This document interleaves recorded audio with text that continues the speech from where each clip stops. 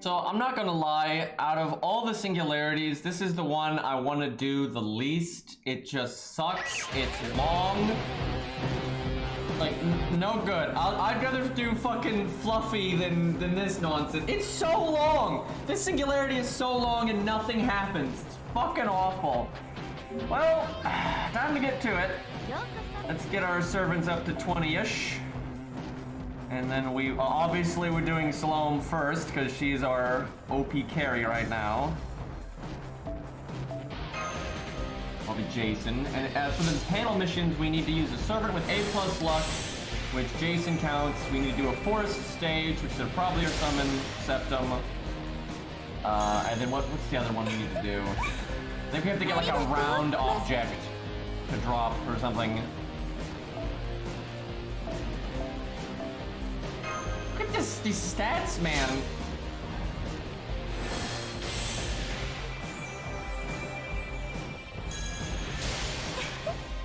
Okay. Jason next. Got that Romulus boss fight. And then we got the fight with Attila. I am curious what her stats are gonna be like.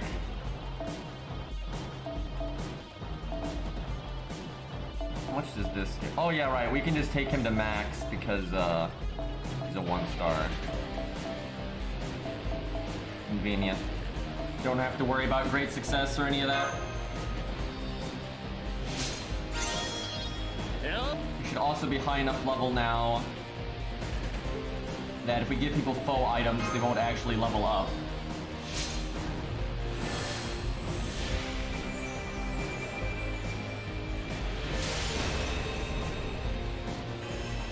She has been the MVP though so far, especially for Jolter with her being a ruler and everything.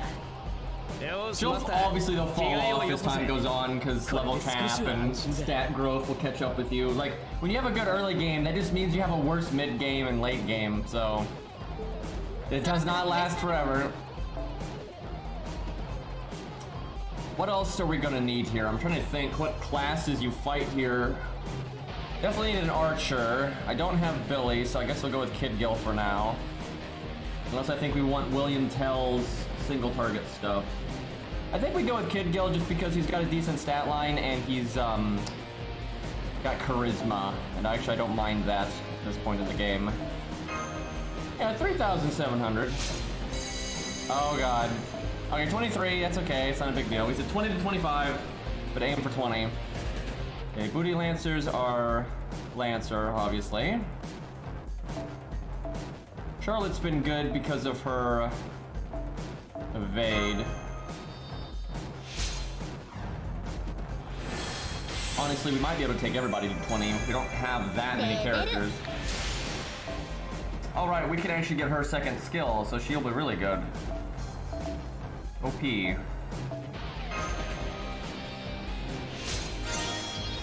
Dead. What is her second skill? That is... it's a Pierce of Vulnerability. I think it's attack up. That's okay. There's not much need for Pierce of Vulnerability right now, but attack up good. Yeah, we got Booty Lancer and Story Summon. 着替えさせていただきました。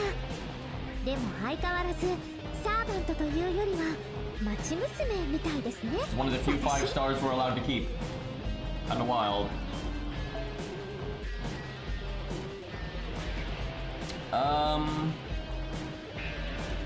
What next? I almost want to say Geronimo over Anastasia right now, just because Anastasia's early game stats aren't great, and her team cost is so high right now. What a world!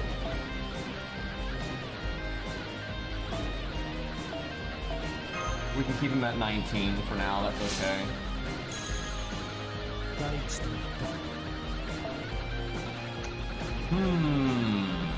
Mash, okay. Yeah, there's no world where we don't want to use Mash.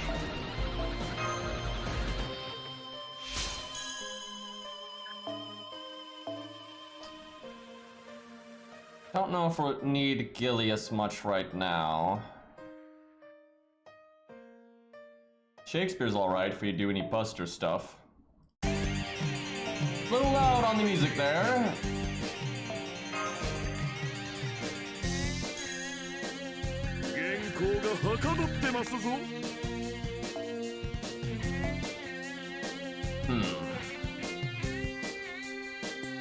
I mean, I've got enough XP to honestly level everyone.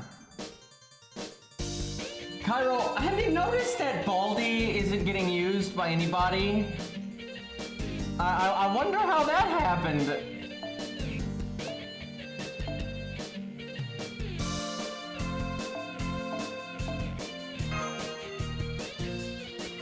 I mean, he might be better later. It's just like he's so slow, and then even if you finally get his stuff, you might get bad RNG and he doesn't get the crits or he doesn't get the cards. So it's like you waste all that time on a maybe. Like, it's shit. And people actually said this guy was power creep, dude. Like, when you actually use him in a practical setting, you realize how not good he is. Like, Romulus is better, and Romulus is AoE for crying out loud. But I do think Baldy will see some use later. Like, I really do. I think there's some fights where you can go slow, and if you can ramp up his damage, he's going to be a decent source of damage, where your other units are going to be AoE, and it's just not enough. I think he'll get use eventually. Okay, Jinkei's done pretty well for us so far. That's good stats, 3,400.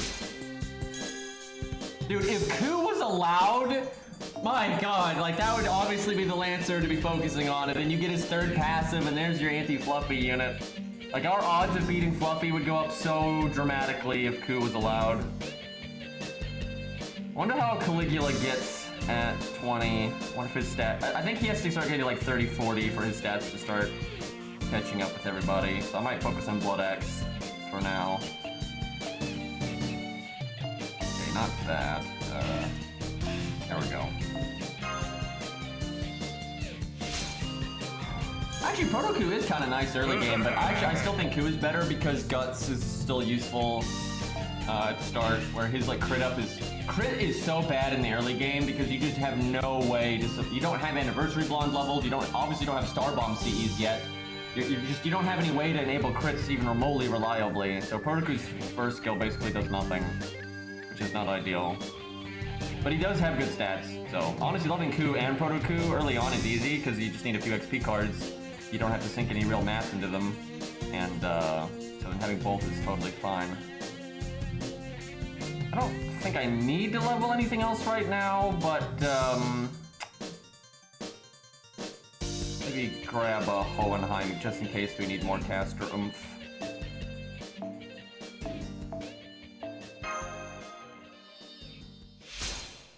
Yeah, Proto Ku has nearly max stats by level 50 for a 3-star, which is kind of cool.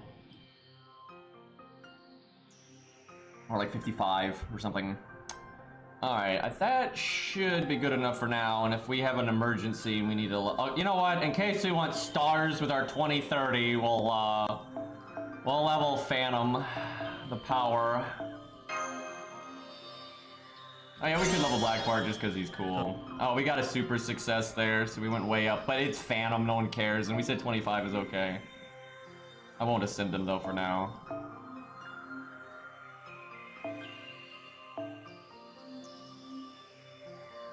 Yeah, that's why we made the level cap a little loose, because we knew that was just going to happen from time to time.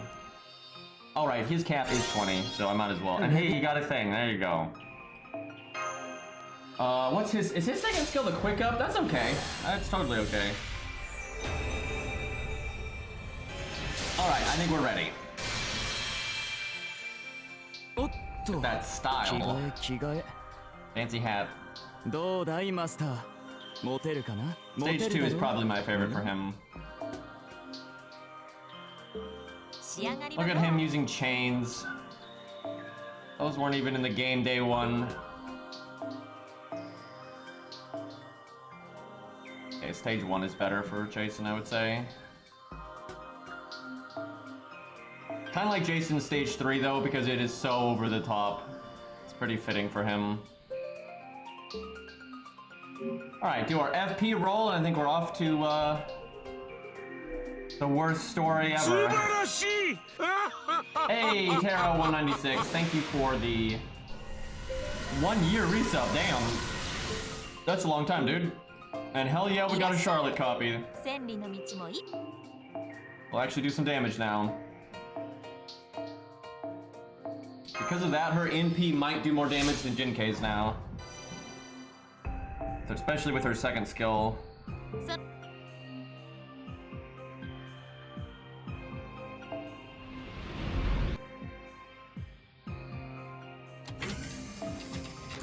Alright, let's get it over with. The other story I'm really not looking forward to is America. I am looking forward to like the boss fights. You know, Kualter, Demon God, Mev, all that, that's gonna be fun.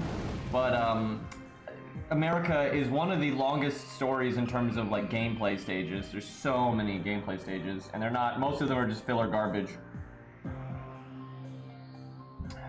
FGO has just way too much filler. It's really frustrating. Alright, beginning of Singularity stuff is generally a joke. Let's see who Cairo gave the FPCE to. Okay, give it to MASH. I'll use that. Because if it's easy content, I might as well get FP. I think we throw some Berserkers at this. Maybe I should level another Berserker so I can just have 3 Berserkers. Okay, we'll do that. Let's see the stat difference right now. What the hell? She's 1,000 attack ahead right now. That is absolutely ridiculous.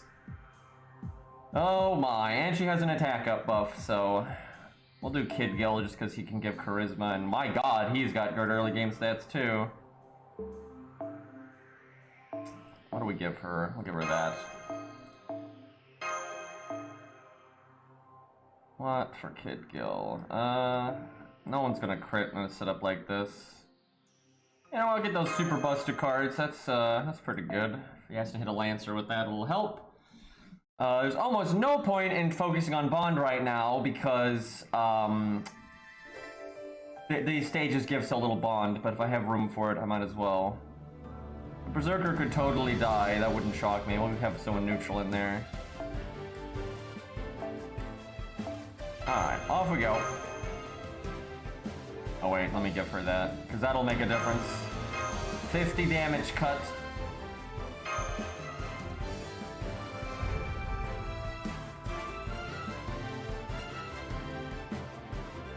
Yeah, we do need Bond. It's just at this point in the game, the stages give so little Bond. But yeah, in the long term, we're going to need Bond on key units.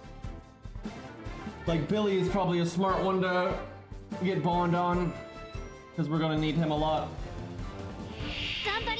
Literally anything we need for Lost Belt 6 is probably high priority for Bond, I feel.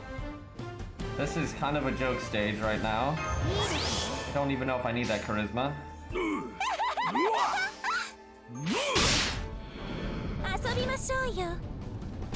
Like the stuff at the end of Fuyuki had higher stats than this.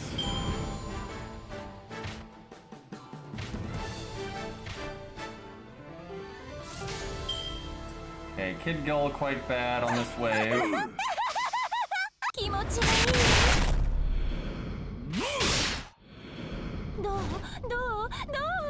So, Oceanus is next, and I'm actually looking forward to that one. Not maybe the filler, but the boss fights I'm definitely looking forward to. And we get to be level 30, so that means our 2 stars will get their second skills. That's really good. Dude, she is so good early game, because her second skill is really strong. That's crazy.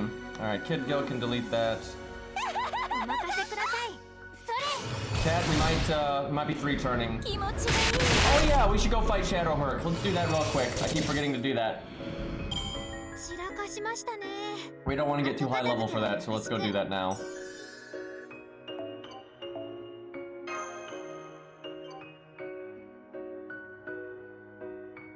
Shut up, Nero.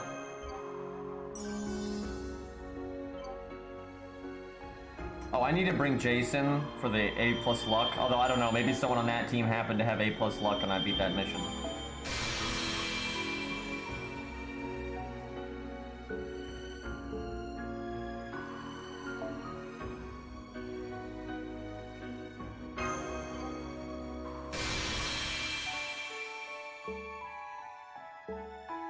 Okay, that was one of the missions today. So I think 5 is the one where you need to do a forest stage. So I need to do a forest stage. And then either use someone. Okay, it's A plus luck. I can see it. We still need A plus luck. That's 4 stage and A plus luck. That's not a big deal. I wonder if I can probably bring Jason for Shadow Herc. I think he's good there anyway. That song was from Brave Frontier. You recommend level 40. Well, we're definitely not level 40, but we'll see what we can do.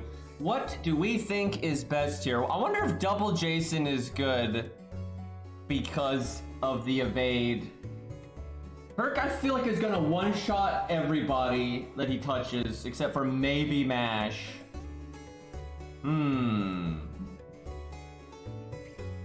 Let's see, what do I think is best from Cairo here? Okay, Billy's not leveled yet. Oh man, there it is, boys. There's the there's the champ. Okay, I'm leaning towards Jason. Yeah, Jason or Mash, because Mash has the invulnerability. Maybe Mash actually. She won't do much damage to Herc, but the invulnerability could be good. And also, if they do double Mash. Double defense buff, so people might actually live. They might be able to survive 1 hit. Mash or Jason? What does Jason do? He's got... I mean, the evade is okay. It's not as good as the invulnerability. The heal is not very good here because everyone's going to get blasted so fast. But Jason will do more damage to Herc than Mash will. I'm going to try Mash. Cairo, can you give Mash... give her that event CE that gives all the health, I think. So she's like actually tanky. Because she won't take double damage from Herc. So if she has that, she should actually be able to take maybe 3 hits even, which that'd be crazy. Double Mash is not cheating, that's nonsense. They don't even do any damage. Gotta use what we got, man.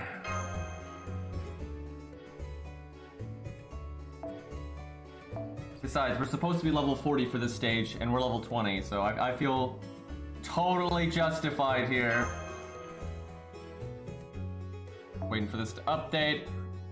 Big Leo.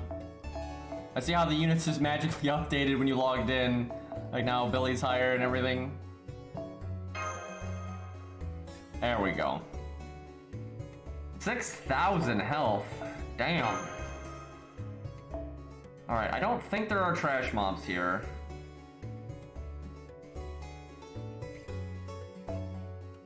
What is a good DPS? Charlotte's okay because she has survivability. What's Booty Lancer's stats? Okay, but her first skill's not going to be that useful. Kid Gill's got good stats but no survivability, but charisma's good. Yeah, if she got her NP off, then she could be really good, but I don't know if that will actually happen in this fight. Got the double charge for Mash, though. That could potentially do it. She does have a lot of health. I think it's either Charlotte or Booty Lancer or Jason, actually. Just because Jason's got another survival thing. Let's try Jason, actually. We need to bring him for the A+ luck thing anyway. Okay, once people start dying, you kind of just want shit that can just do anything, like hit the thing very hard.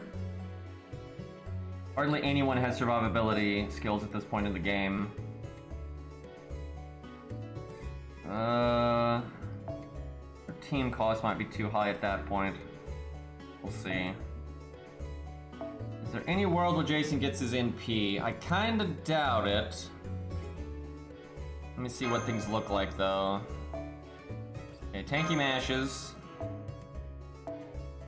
Okay, I'm thinking no Booty Lancer, then. Flat X can lower Herc's attack, that's a thing. His stats aren't the best.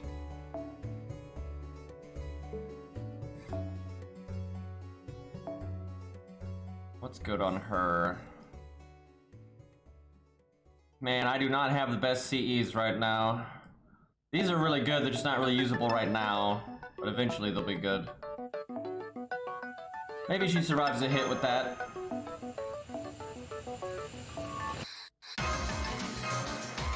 It's health and then 15% defense. 49 out of 49 team cost.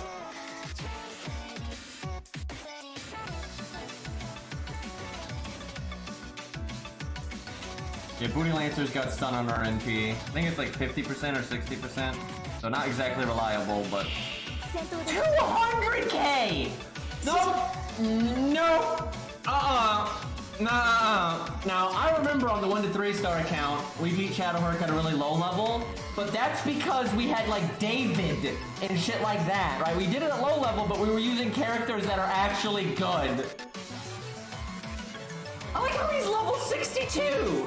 He recommends level 40, and he's level 62. We are so dead! We are so dead! They're not even close. Like, no way. Absolutely no way. This is like a god among men here. What the actual fuck? Yeah, level 20 Jason got this, guys. Double mash is OP. I don't think so. Oh, jeez. 4,000! We had double defense buff, and he just hit for 4,300. Oh no. We're gonna have to do this at like level 30, I think, and even then it's gonna be tough, but oh jeez.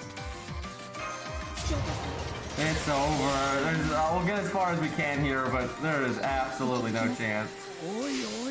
200, over 200k, dude. This is so much stronger than everything else. Well, that's about it for MASH already.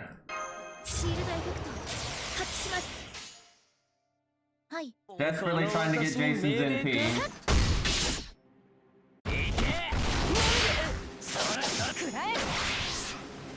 Did you hit Jason, please? No, hit for, hit for almost 8,000, you know, we totally had that for the health.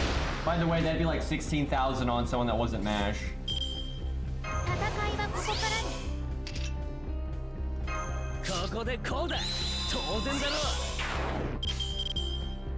Okay, we got the Brave Chain, but if we do the quick card, we might get the NP, but I think we take the Brave Chain. Honestly, NPs don't hit that hard right now.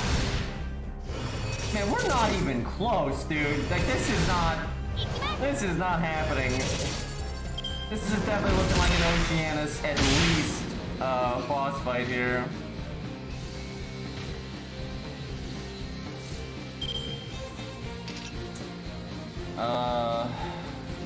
We're really trying to get that Jason NP, but Herc is never attacking him, and we have all these mountains of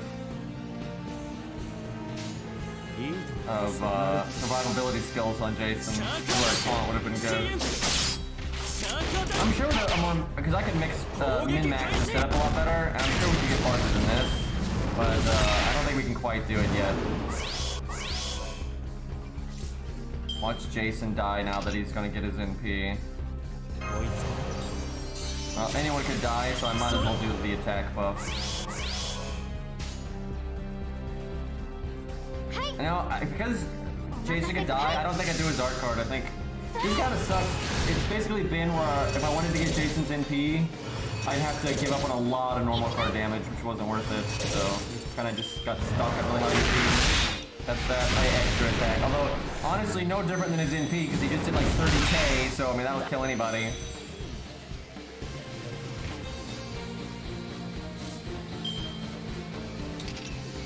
Oh, I probably should have given Kid Gill the attack up a while ago when he had all those other buffs.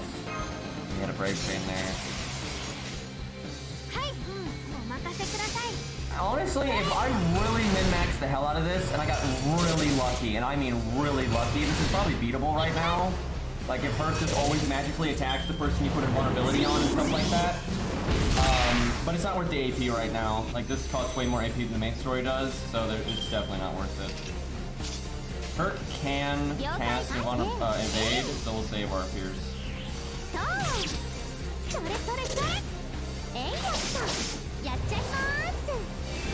we need him to buff once and attack once twice in a row. Yeah, there's that. We'll do our thing. Herc chicken silly right now. He's taunting us. BM. She's fine, boys. She's fine.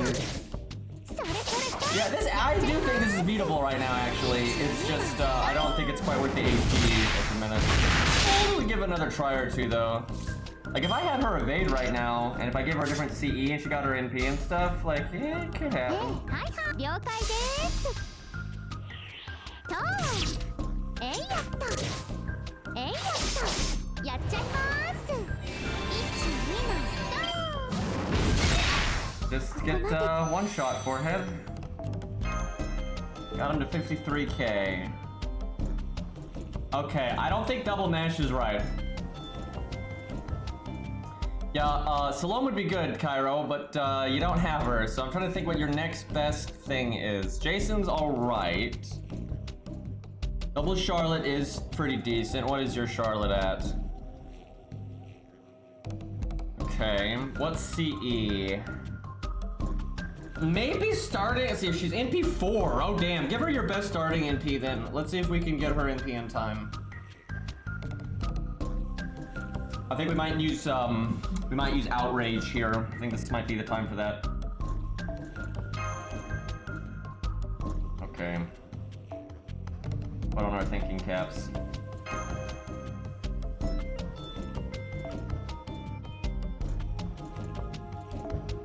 Might be a good time for me to level a craft essence that's applicable. Mine's only NP2, so yours hits harder, so I need to prioritize getting that one's NP. Mash is kind of okay for like a filler unit to start. There's also Kid Gil. I don't think Kid Gil, I think you want Kid Gil to come in and actually give them charisma. That seems better. Let me think. What's the best first unit?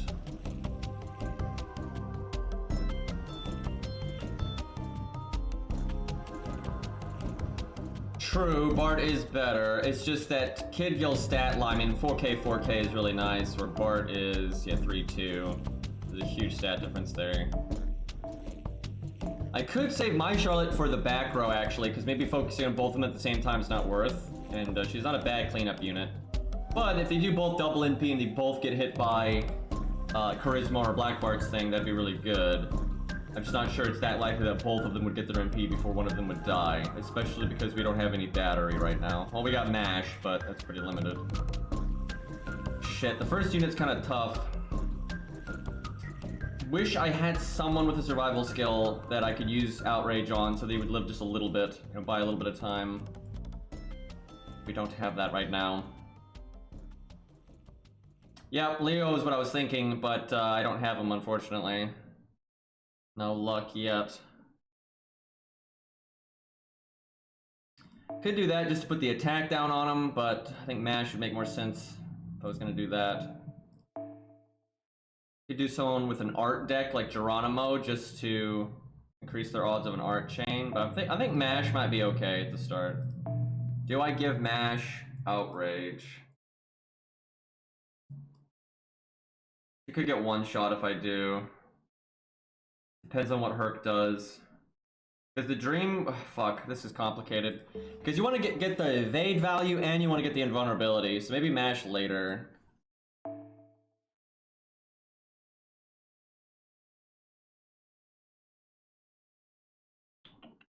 And people do not read the stream title, apparently.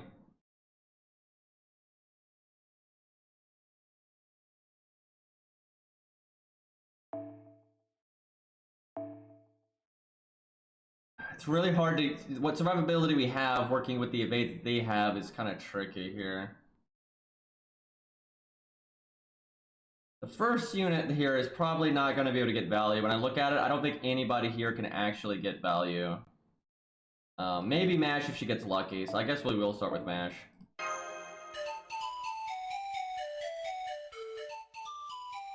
Okay.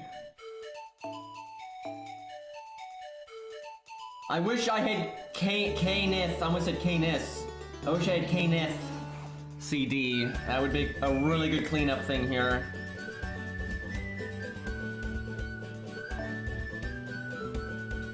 Oh, I don't know about this back row.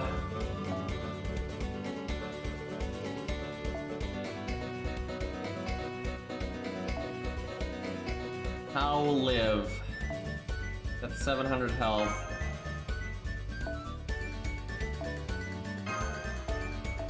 This looks like all kinds of death right now. Double mash Boudica. Stall time, boys! Do that against Gorgon or something.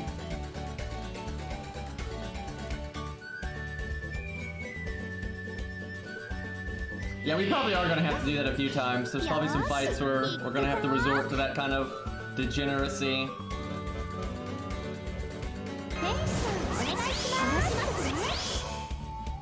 Don't kill me, brah. I think I saved the defense up for a minute here. This is such a bad opening hand.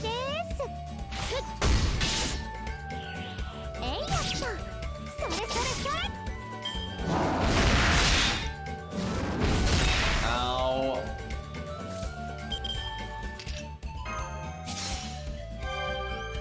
Don't kill Mash here. Don't do it.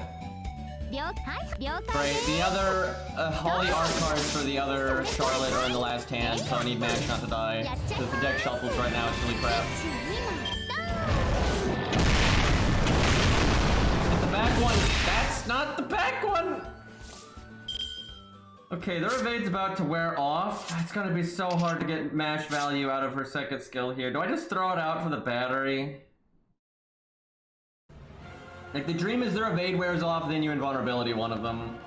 Yeah, I think I just throw it out for the battery, which means I put it on the back one. God, that sucks, though. If I do the Brave Chain, I think she'll get her NP with the Brave Chain. A little bit more damage here. I may have overestimated her NP gain. I overestimated her NP gain. Work with me! Oh, no. Well... this is, not a good timeline right here.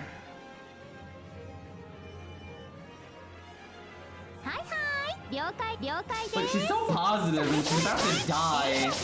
Like, we literally get one shot if he uses a Buster attack. Hey, look, it's a Buster attack. Fuck you, game. That was just awful that, like, Mash didn't get hit and then the one that had the evade still didn't get hit, so we didn't get the NP.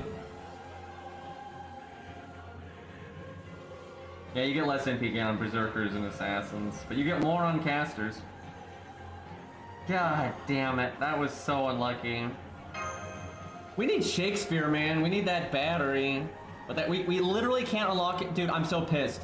So Shakespeare would normally get his battery on his 3rd Ascension, which is like level 45 or whatever.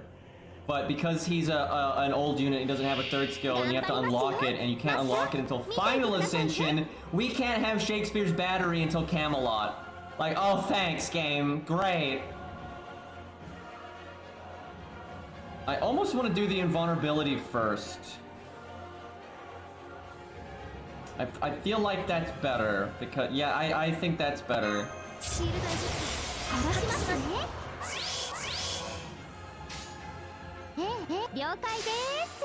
We're really screwing the back Charlotte there, but this gets our middle Charlotte ready to go immediately. Don't do that. Don't do that! Why do you like this? Our invulnerability got a lot of value, guys. I don't know, maybe we do just outrage invulnerability mash to buy a turn. I don't know, man. Oh, God. Guys, we're buff stacking. Maybe I make the other Charlotte Kid Gill instead, actually, and have this Charlotte clean up.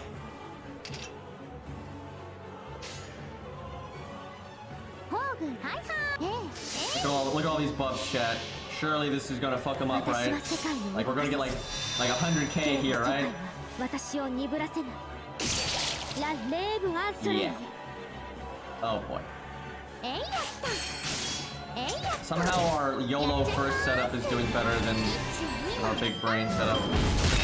Although I think it's because RNG plays such a huge factor in this. This Herc giveth life and taketh away in one action. I think I evade the back Charlotte. Although you really want to save it for a cleanup unit where you know you're getting value.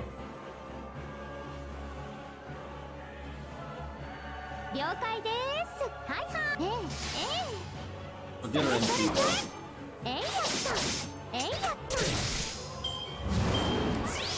Okay, I can come up there with that.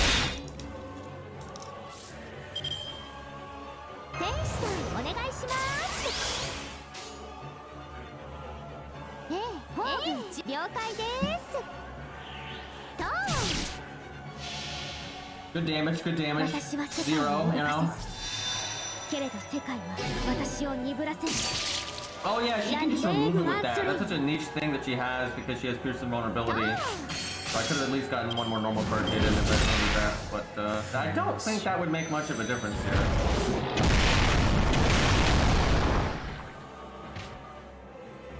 We're saved. Clearly. 80%. Come on, Kid Gill. Show us the goods. Archers have decently high star absorb.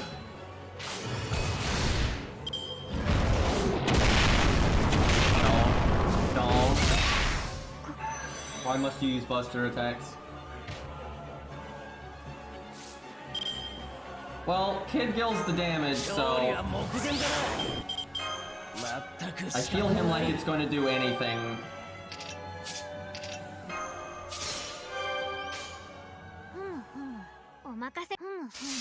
Go, little one! Somehow kill 100k of Herc. Like, just crit with every attack you ever do, and I think we would still lose. Bye, Jason. Also, shut the fuck up, phone, dude. People are always texting me and stupid crap when I'm streaming.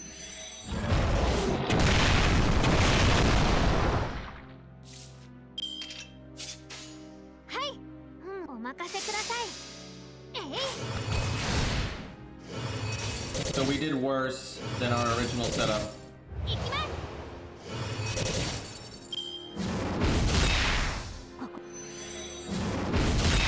9,000.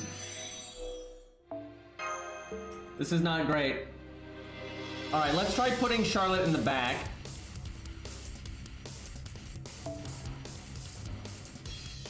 We just don't have enough damage, like, clearly. Could do Black Bart there, you might get a crit thing with the 2030 that somehow works out, you never know.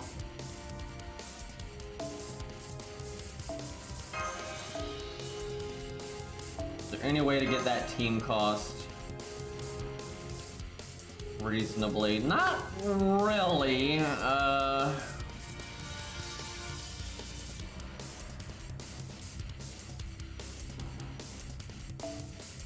guess we just go with this instead.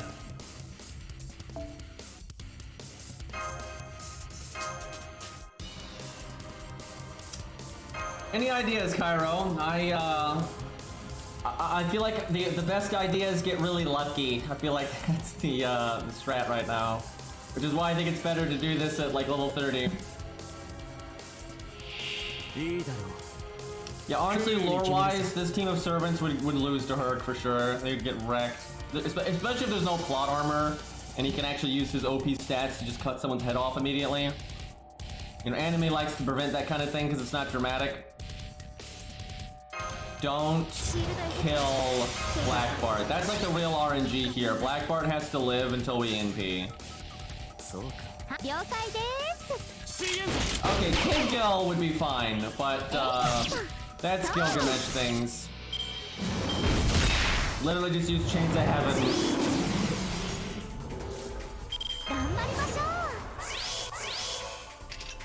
Although Kid Gill would have a harder time than Adult Gill, obviously, but he'd still probably be fine if he was serious.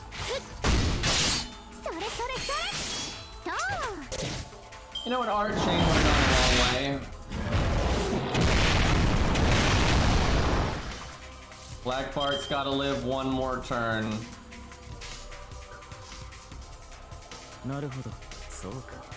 Come on, Black Bart. He's only got 2 actions, he can cast his skill, and there's 2 other units that he can attack. Oh no. Oh, thank God. Match got fucking deleted, but, you know, what are you gonna do?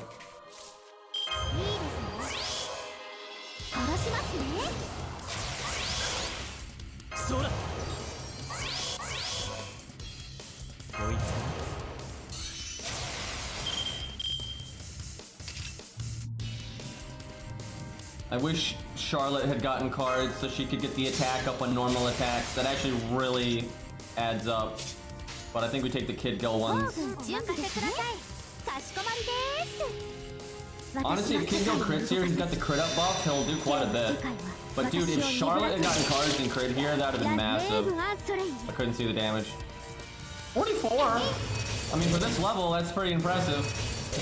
We didn't crit. Imagine having a crit buff and all those attack buffs and not critting a single time. And then getting hit for 10,000 damage.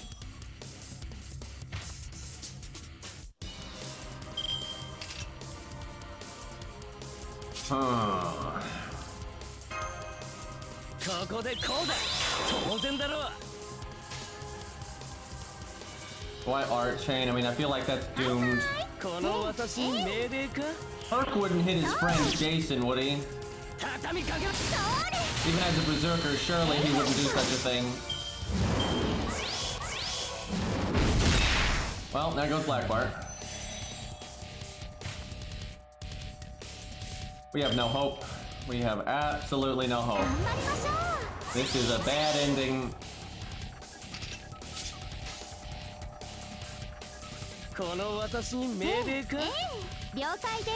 How is Charlotte so positive when she's about to die? Well, call that.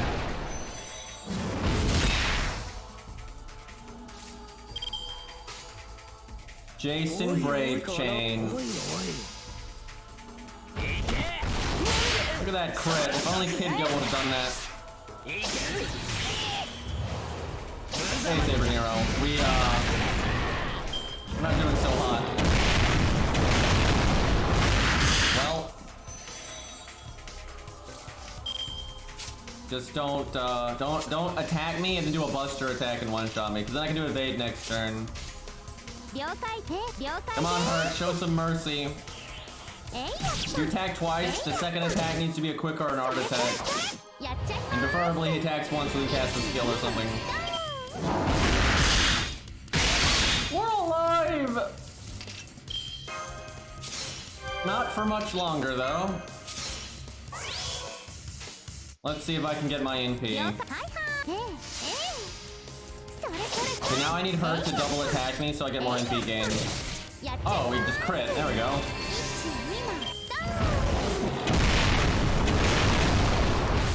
He didn't double attack me, though.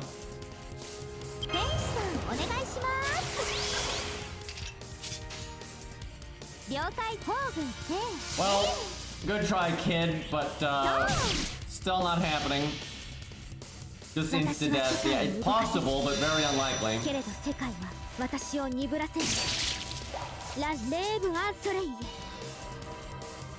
Only 1K.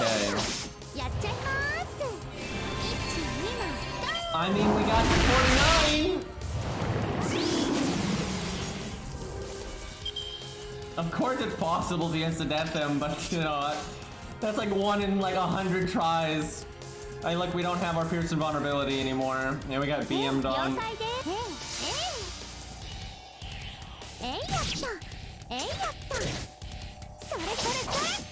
So he could BM so hard by evading every turn until my Pearson vulnerability comes back, and then he kills us. That would be maximum BM. Okay, we'll try this again at level 30. I do think this is possible, it's just you would need a lot of luck. We could try Salami though, real quick. I think Salami would be so much better if we had double Salami, though I think like double Salami would be really good. The problem is, because Kyra doesn't have Salami, I don't even know what I do instead. Let's just do this later, because we're just wasting AP right now. Let's just go back to Septem, the shitty place.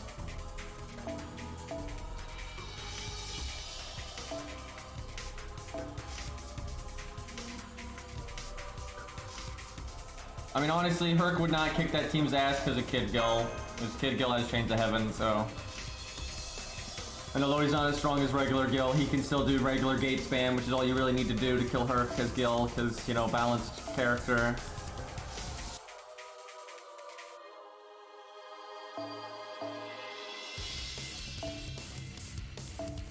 I wish I had Billy the Kid right now.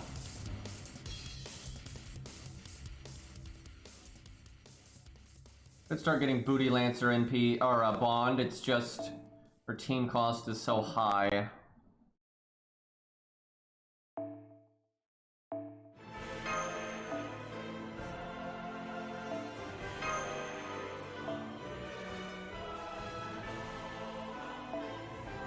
Alright, I don't think we need the back row, so this will work.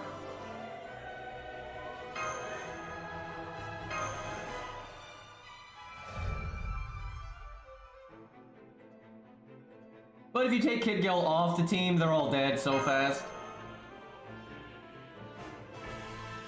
The thing is, Adult Gil is pretty serious against Hercules because he actually respects Hercules. Now, he never really whipped out, like, you know, Original Sin or, you know, any of the crazy shit that he could have used, but he didn't need to. But he took Herc fairly seriously because he's a demigod and, you know, famous as hell and everything. Like, people miss this, but, like, in both the visual novel and the anime, but, like, the visual novel is what's canon, the amount of gate spam that Gilgamesh is doing against Hercules is way more severe than he does against every other servant in Fate Stay Night. Gil barely shoots stuff out of gate at Artoria. He just fires like really light, you know, mild volleys at her because he doesn't want to kill her. The only other time he uses gate, presumably more seriously, would be against Ku, but that happens off screen, so we have no idea. But the gate spam, like if you look at the gate spam Gil is doing against Hercules, he is basically non-stop firing, you know, fairly powerful noble phantasms out of gate, just like continuously, right? It's non-stop firing at Herc, where he doesn't really ever do that in any other part in Fate, really, aside from like in Kidu and, you know, a few specific moments here and there. But like against Lancelot, he only fires really small waves at him, doesn't really fire that much at a time. Same for Artoria, he actually barely fires anything at Artoria. Rarely does he, like, I guess it's Kandar, he went kind of ham, but he was, I think, kind of just doing that to show respect. I don't think he was even trying to hit him, for God's sakes. Where, yeah, against Herc, he is just going absolutely ballistic with gate spam. And the only reason why Herc doesn't instantly explode is because it's Hercules. But yeah, Ku probably had to deal with worse than Herc, but that's because, you know, protection from arrows and disengage and all that nonsense.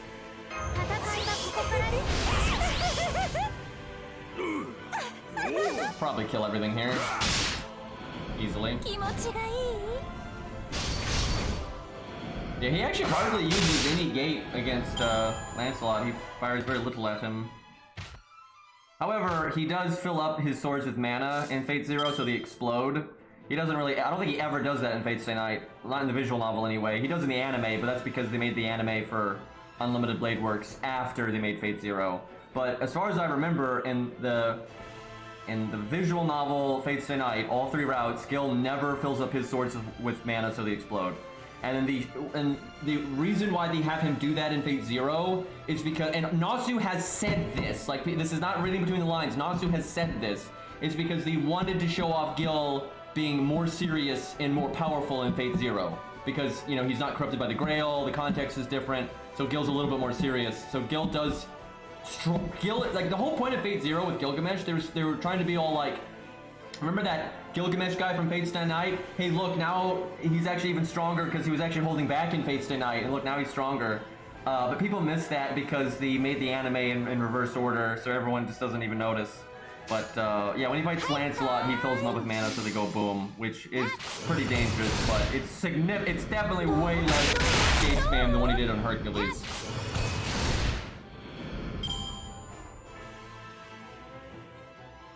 Actually, that's not really what Nasu said. Nasu didn't say, like, Herc would win every time. He just said, that's a rough battle for Ku, but not one without chances. So it's like, it's possible for Ku to win. It's not really clear what, you know, the exact percentage on that would be. And the chance for Ku to win is probably his runs. You know, he's got, like, all kinds of tricky runs that do nonsense. But I've always said, if they fought canonically, I really think Ku would win. Because if they fought canonically, like, if it was with Bazette, right? If there's no funky bullshit going on, if it's normal master, normal servant, like Ilya, Hercules, Bazette, Ku, I think Ku would win because of Bazette. Because Ku is an extremely good defensive fighter and can last an incredibly long time because he's so tanky. He's got all the runs, he's got disengage, right? He's got the 1v1 run to force someone to not be able to, you know, move around. So if he needs to just stall Hercules, he can. There's no world, like, he lasted half a day against Gilgamesh. There's no world where Hercules kills Ku in like 5 seconds. That's just not gonna happen. And Bizet would just murder Ilya so easily. Like, that's just the saddest thing ever. And when Ilya dies, Hercules will just fade away eventually because no mana. And so if they fight, if there's no plot armor and you just look at their toolkits and people fight smart, Bizet and Ku would easily beat Herc and Ilya just because there's really no way for Herc in the 1v1 run to kill Ku quickly. And he can't save Ilya because of the 1v1 run. That's just how it works. And Ilya would get destroyed by Bizet. Now, I don't think that would actually happen in an anime because that's not particularly dramatic, and anime is always trying to be dramatic, so they'll have some other utter nonsense happen. But yeah, if you actually use your toolkits logically, that's the way to go.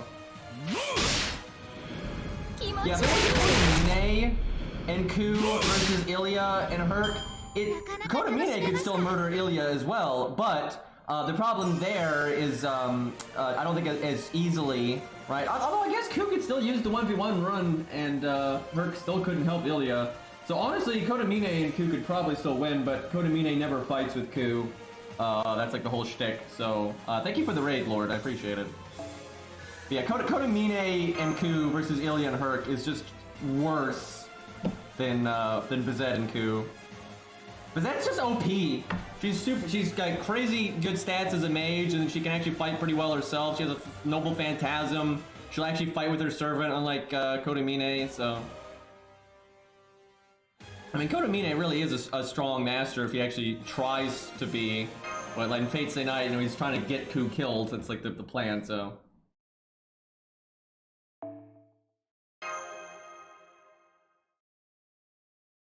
I mean, honestly... Even Fate Zero Artoria would die so fast in Fate's Day Night if it wasn't for plot armor. Like, I'm sorry, but like, the only reason Artoria ever does any good is because of plot armor. There are just so many things in Fate's Day Night that counter the living shit out of her, and the only reason anything ever goes her way is because the entire plot is bending to make sure everything lines up perfectly for her.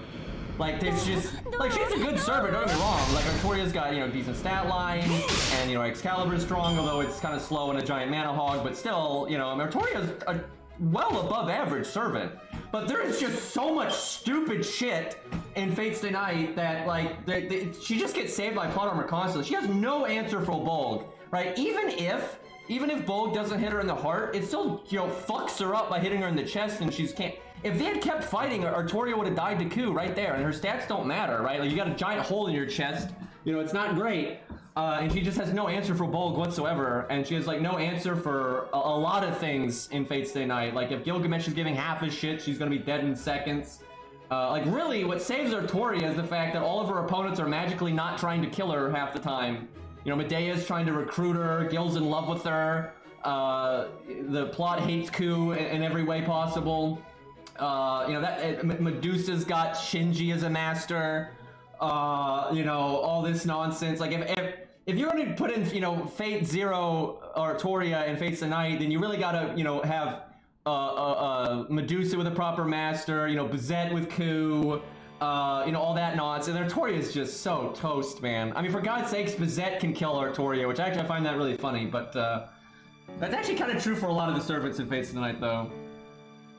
Yeah, Medusa, I will say Medusa, if it was normal Medusa versus normal Artoria, it's kind of 50-50, right? Because, like, Saber Alter Medusa can't really win 1v1, but that's because Artoria Alter has the Grail, giving her unlimited mana, right? That, you know, give Medusa unlimited mana, and then Artoria Alter will get fucked, right? But so if it's regular Medusa versus regular Artoria, Medusa can really fuck up Artoria with her Mystic Eyes, and her stats are high enough that she could potentially finish her off. But Excalibur can still just instantly melt Medusa, but Excalibur takes a long time to you know, charge up and everything, so it kind of just depends, right? Like, on context, you know, who gets serious first, what range they start at, you know, what their master's plan is. So if, like, Artoria's goal is to just use Excalibur as soon as humanly possible, she'll probably kill Medusa, right? Because Medusa's normally not going to just open up with her Mystic Eyes, she doesn't like using them.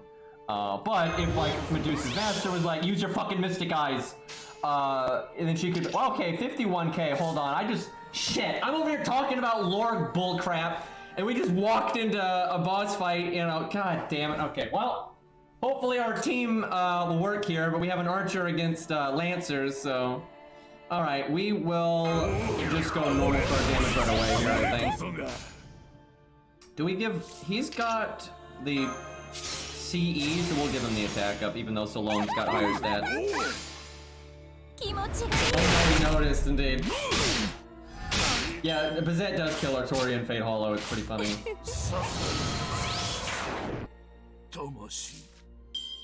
Oh yeah, and Emiya. I forgot about Emiya. So, I would just like, again, okay. A good example of plot armor, right? And I gotta stress this, I'm not really an Emiya fan, right? I'm really not, right? He's you know, hypocritical and all that. There's a lot of things I don't like about Emiya, but I'm also not blind to how, like, good he is. And I see all these people acting like Artoria is better than Emiya because she ganks him into the Fate route, and then she, air quotes, beats him in Fate Hollow. But that's because she had knowledge from previous timelines and used a command spell preemptively, what you would never be able to do intuitively without being able to see the fucking future, right? When they just fought fair and square vanilla, Emiya killed her immediately. She just died, right? Because she has no answer to his sniping, right? Now, sure, if the battle starts at close range, right, like it did in the Fate route, and Emiya doesn't see it coming, Artoria is probably going to kill Emiya, sure, right? And that's true from a lot of, you know, servants that are strong enough. But you're not normally going to fight an archer at, like, close range immediately like that. That doesn't generally happen. And she literally, it doesn't matter what her stats are, right? She can have Rin stats, for crying out loud. That doesn't give her an answer to Emiya's sniping, right? She has no answer to that, and she's just dead, right? She died immediately. Like, she died many times in Fate Hollow to Emiya, just getting sniped a bunch. And then the only way she survived is because they had knowledge from the previous loops and used the command spell, you know, preemptively. But if Rin had, you know, knowledge from that loop, she could have used a command spell on Emiya to have him get out of the way, right? So it's like, it's just cheating. And that's what we call plot armor.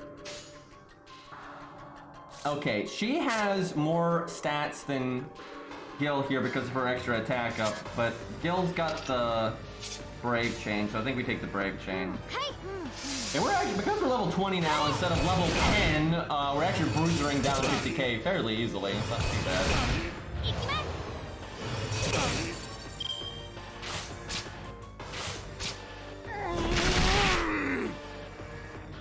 I really hate how the story always makes Emiya not use his range attacks unless he's fighting someone that can miraculously survive them, or it's Fate Hollow where, you know, they'll just loop, right? Like in Fate Grand Order, right? The OVA, they actually have Emiya be quite serious and use he's more serious. I'm not crazy here. Emiya is more serious in the fucking Fate Grand Order OVA than he is at any point in Fate Stay Night.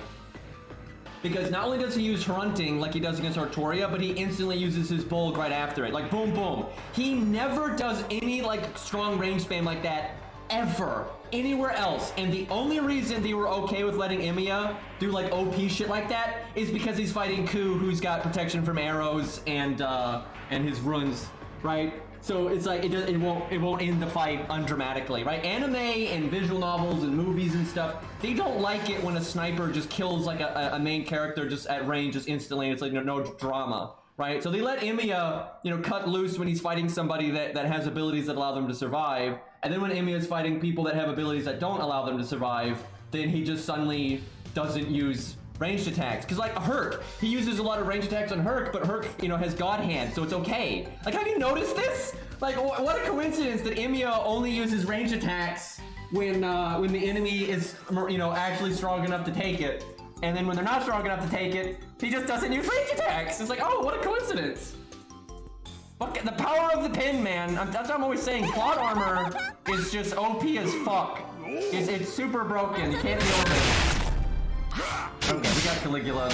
No big. Okay, wait, no, wait, we don't have Caligula. Okay, people are about to die. Yeah, there we go.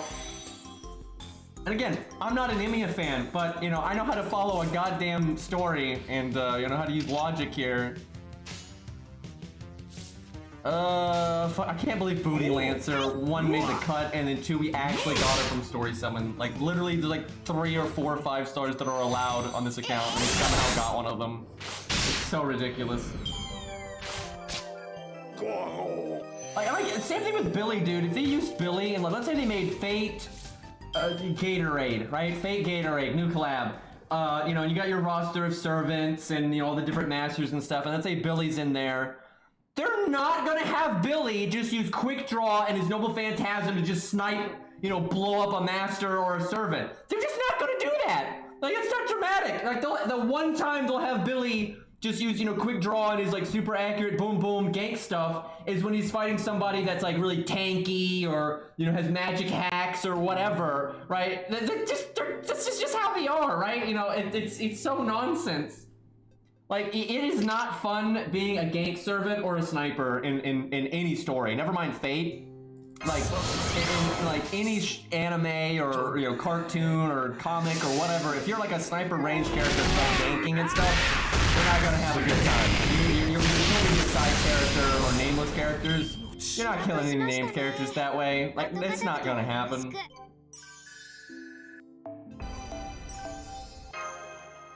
Hey, Lost. And Starkiller. Alright, first boss down, although that was literally easier than the bosses at the end of Orleans. And we're higher level now, so...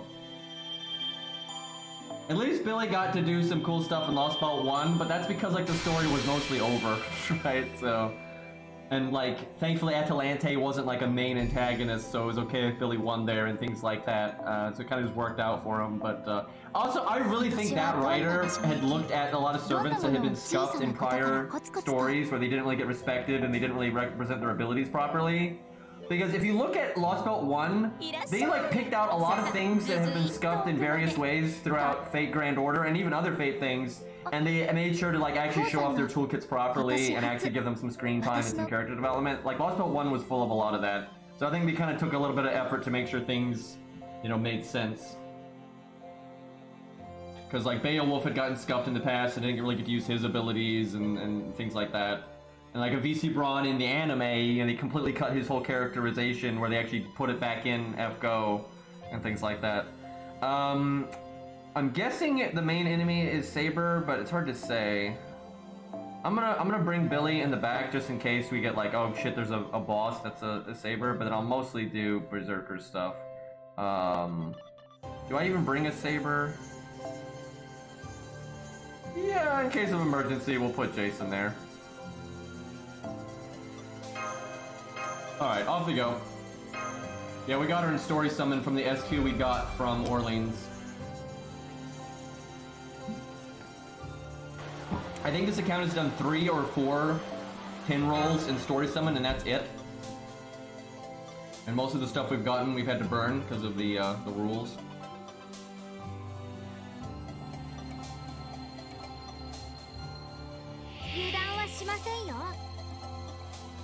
Lost Belt 3, though, did not give much respect to a lot of the other characters. I actually think Lost Belt 3 is a perfect example of them, like, their typical bad writing of not respecting characters' lore abilities and not, like Mordred and a lot of, like, my god, some of the characters in that, like, why are they even there? It's so silly. Yeah, I was not that impressed with Lost Belt 3's writing. I like the premise just fine, and some of, like, the principles behind, like, the motivations of the characters are pretty interesting, but none of it's fleshed out very well, and the ending is crazy rushed, and there's a lot of characters that are just, like, there, but they're, like, why? Like, Qin Gong doesn't really get to do anything, he doesn't really get to show what he's about, you know, Mordred's a joke, like, I'm really not a fan of Lost Belt 3, I think it's actually one of their weaker stories. Especially weaker. It's obviously Lost Belt 3 is better than like Septem and Fuyuki and, you know, all those early stories, right? Clearly, but for Lost Belt, I think Lost Belt 3 is one of the worst ones, actually.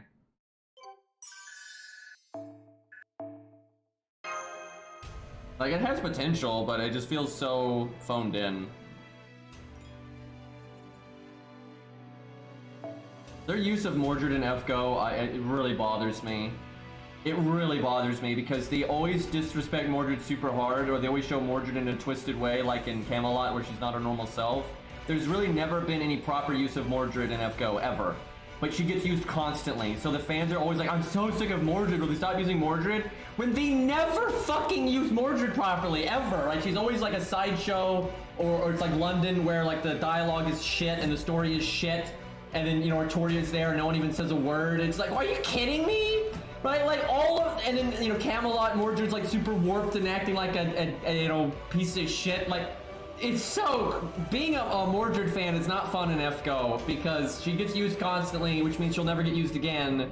But then every time they use her, it's trash. So yeah, it sucks. Like, I'd rather she have just not been used this entire time. That way she might actually get her due like Billy did finally. But yeah, that's probably not gonna happen, so. Feels a bad man. At least Nero has Fate Extra. So yeah, there's that. But Nero turned into a meme after Fate Extra, so she just runs around and says Umu all the time and has like no depth anymore. At least though they have Nero like accomplish things kind of, but not through any legitimate means, mainly just the story. Everyone's saying, wow, Nero is so awesome. But she never actually does anything awesome, which is not ideal if you're a Nero fan, so.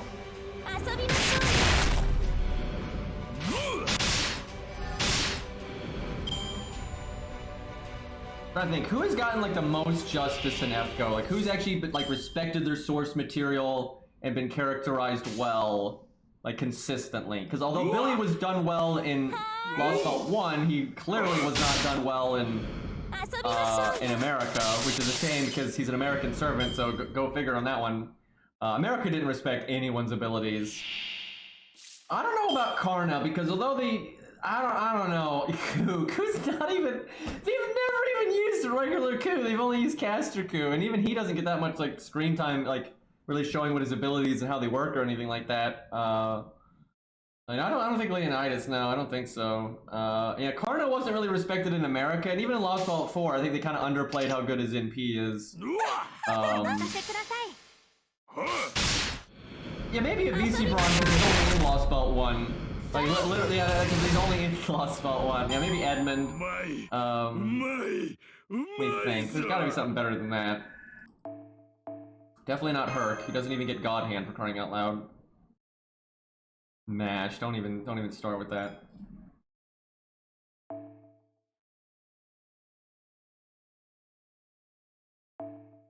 Let's see. I guess right now Berserker spam's working pretty well, so I'm just gonna stick with that. Yeah, Caster Ku is really strong. I do legitimately think though regular Ku is stronger. Like if there's no plot armor, there's no bad master. Bolg is just so good. I mean, my god, like the barbed death version of Bolg is just incredibly overpowered. Like it is such a broken noble phantasm. It costs almost no mana. It scales up the stronger the opponent is. It gets around almost all defenses. Like it's ridiculous. That thing is so busted. And then you get all these runs and good stats to be mobile and protection from arrows and disengage. And like that's just such a good toolkit. But Caster Ku is still really strong for sure. Like both Caster Ku's and Qs are good. I don't think either of them are as good as Bolg. They're better than Deathflight. But like the Barbed Bolg I think is better than the Caster Ku NPs. And obviously Caster Ku's runes are better, but they're the same runes for Caster Ku, they're just a lower rank. So in terms of like utility and stuff, it's not that big of a difference. It's just raw oomph. And then obviously Lancer Ku has the better stats. I mean, honestly, grands are so arbitrary. Like, what gives you the criteria to be a grand is completely arbitrary, and they just pull it out of their ass all the time. So, I mean, who knows? And they've said this so many times throughout FGO. What makes you a candidate to be one of the grands is not, you know, how strong you are. That can play into it, but it's, you know, you need to meet certain requirements. So you can be incredibly powerful, but just not meet those requirements, and you don't get to be a grand.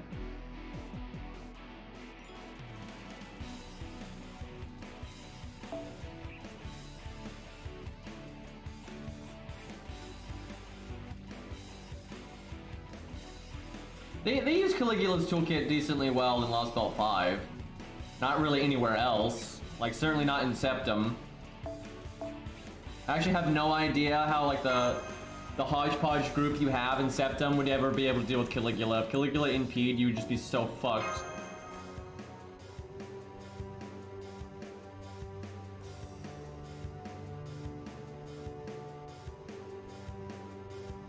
Well, there are many grands for each class, except for Assassin, apparently. And I think Natsu made that up because he wanted to explain why the Assassin slot in a normal Grail War has to be an Hassan, and it's because like the only Grand... Because the normal classes in like a Grail War are derivative of the Grand system, right? And so because that the only Grand Assassin is King Hassan, that's why in a regular Grail War you can only summon a Hassan.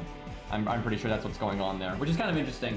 But anyway, the other Grands, you know, many different things can be it, and like one of the things that determines if you get summoned or not is like geography, right? Like if you're in Greece, it's probably going to summon a Greek, you know, Grand Lancer or Grand Archer or what have you, or other things in that region, obviously, like you had with Romulus. But you know, if you're in Germany, it's going to probably find, you know, a German Grand Saber or what have you.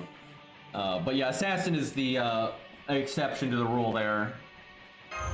But it wouldn't surprise me if at some point they have someone else somehow meet the requirements to be a Grand Assassin.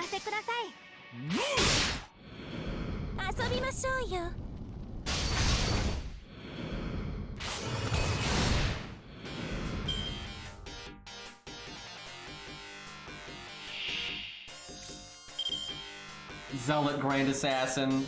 That would be so silly. He's not even good enough to be a regular Hassan.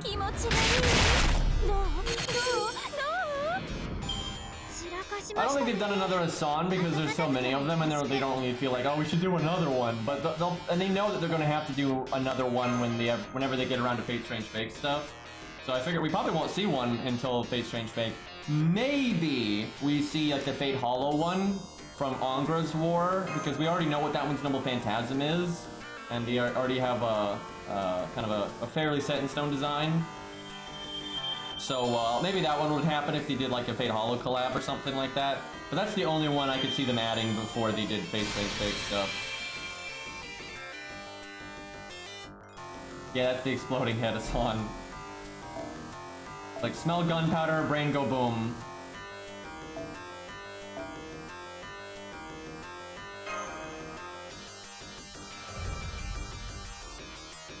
I would like a Fate Hollow collab though. Get Bazette, get Hawaiian Shirt Coup, maybe get that Hassan, maybe get the Twin Sabers that they vaguely talked about. Like, there's a lot of potential there for some cool stuff.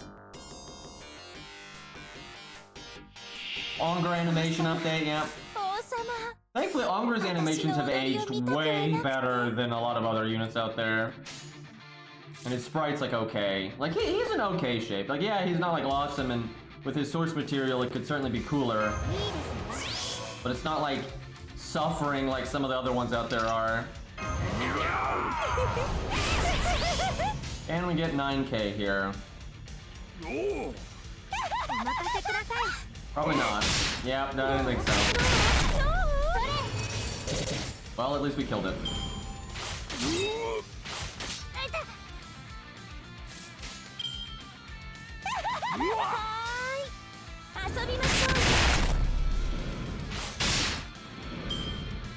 I mean, Gil's probably not dead in Fate Strange Fake. I don't know why so many people think that. If you actually read the last book, it's kind of obvious that's not going to happen. I mean, you never know. They change stuff and whatnot, but I think what's going to happen is he's going to take the Potion of Youth and like recuperate, and that's going to make him weaker so he doesn't run the story for a while, and then like maybe near the end of the story or something, he'll have recovered enough and he'll go back to adult form or something. We'll see though.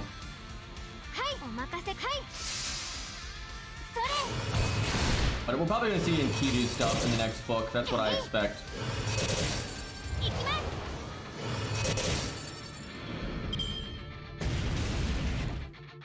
Actually, the next volume has been announced. I think it comes out in February. I really wish it came out in January. There's so many things coming out in February now. Like Elden Ring is coming out in February, right? And I really want to, you know, dig into that and stream that and get into the PvP and all that, right? But there's always so much bullcrap happening in February. I'm like, can we like spread this out, please?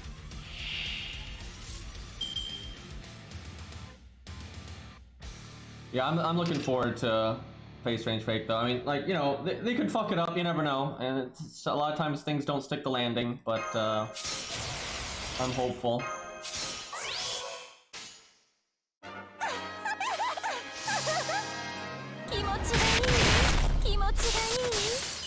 Oh, is it January? Oh no, you're talking about the previous one. Yeah, that was a while ago.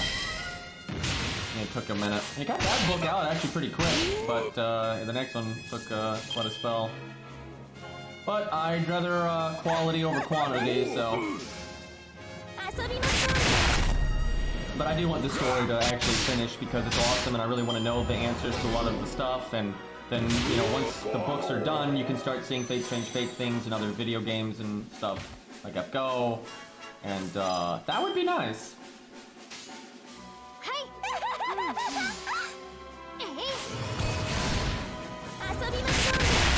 Yeah, apparently Fate Strange Fate is like roughly halfway done.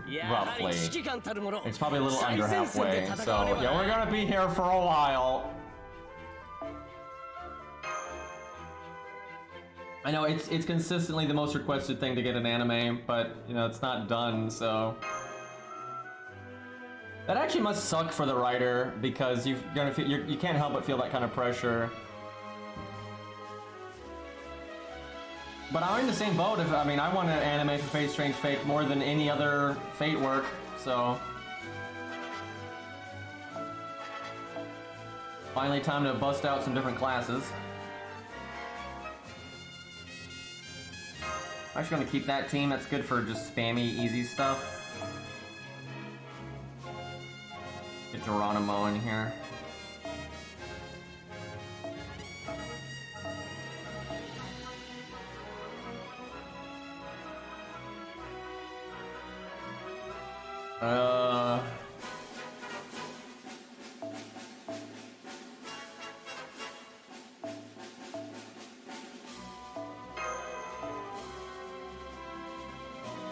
Maybe I can actually get Geronimo's NP.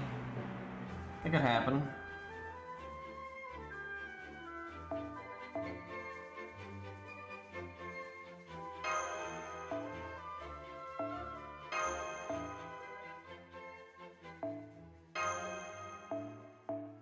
Alright, I don't think this is a boss fight or anything.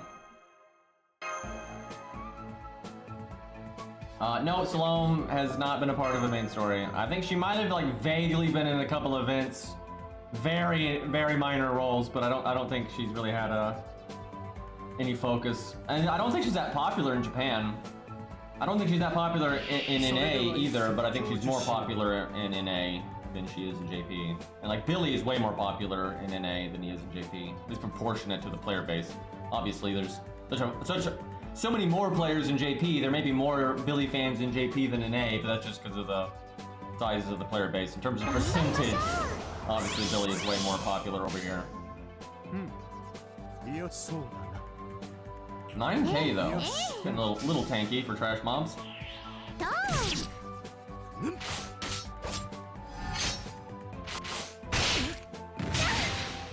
Bertra is not popular in Japan either. She's actually quite unpopular. I don't know if she's like hated. I don't think she's hated at all. I think she's just completely under the radar.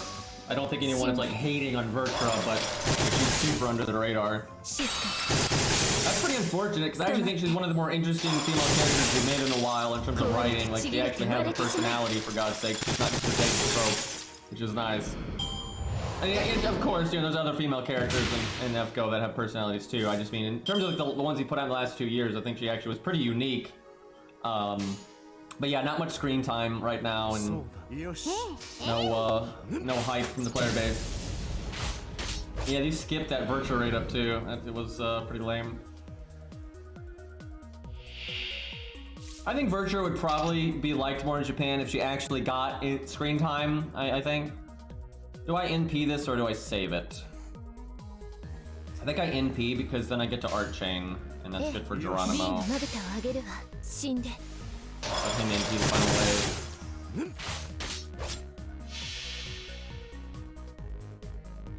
wave. Surely she's gonna kill here, right? A little worried about killing the back one. Yeah, well...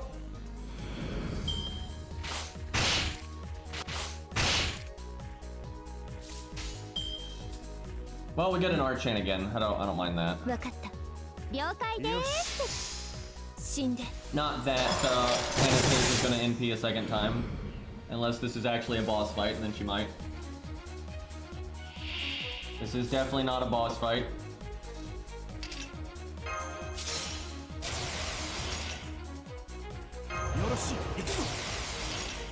Geronimo with the buster up. Let's go, big knife. Get him.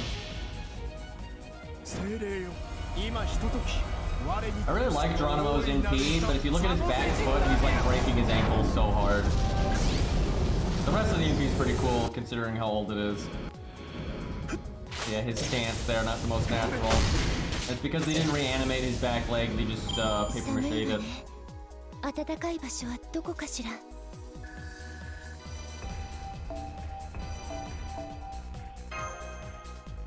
I think Darius might be, Darius or Caesar, I think is the next boss.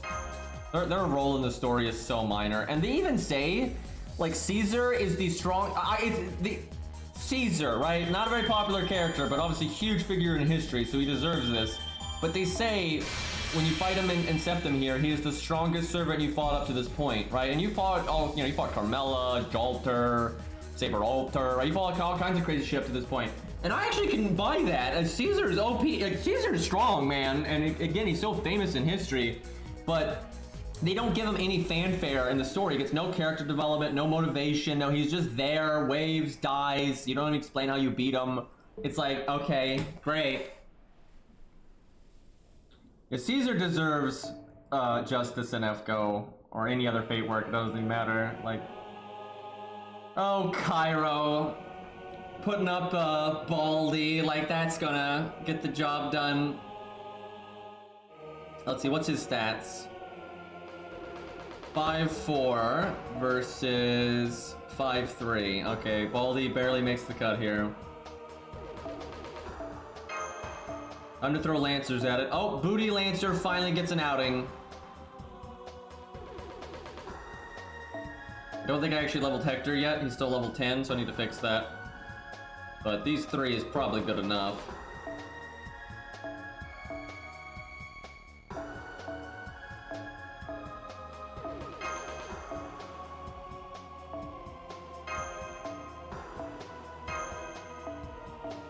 Alright, go get him.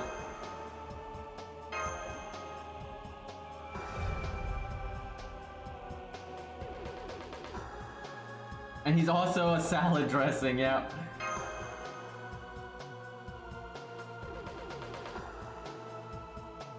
I actually like Saber Caesar quite a bit. A lot of people don't like him and they're always mad that that's what Caesar got. But I like him just fine. However, I still absolutely want them to do like Rider Caesar or, you know, 5-star Saber Caesar or Lancer Caesar or whatever they're going to do and make it, you know, more historically accurate and less silly, right? Like, absolutely. And they should have done that version first, then made the silly one, in my opinion. That's the better way to do it. But I still like the one we got. But, yeah, we need a proper one. Why does she have a voice of a mouse? I do like that her shield is green, though. I can get behind that.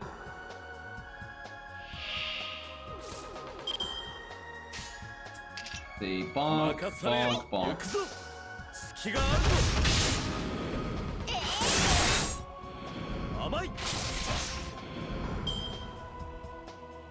Cause Japan, indeed. That's how French people sound. I don't know about that. This was kind of why did this stage even exist? We just fought things with like 10k health. What was that? We just 3 turns. We're like meta farming, boys.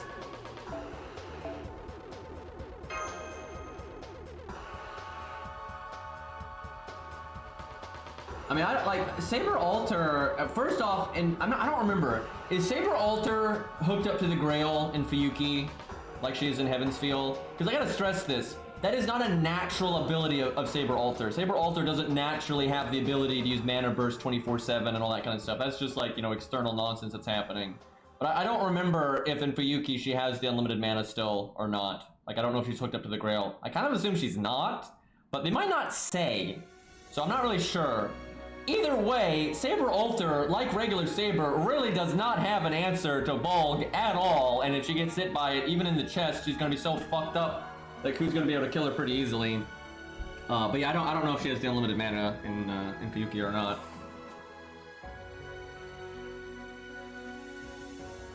Yeah, I doubt, even though Saber Caesar is really powerful, and like you say, as of Septem, he's like the strongest servant you've seen up to this point, I'm pretty sure they do say it is not his strongest class. It's not even his normal class. He's only being summoned because of the sword he's got, and like, that's it. So presumably, if they ever did do another Caesar, lore-wise, he'd be even stronger, which is pretty impressive because, the regular Caesar we've got is quite powerful as is.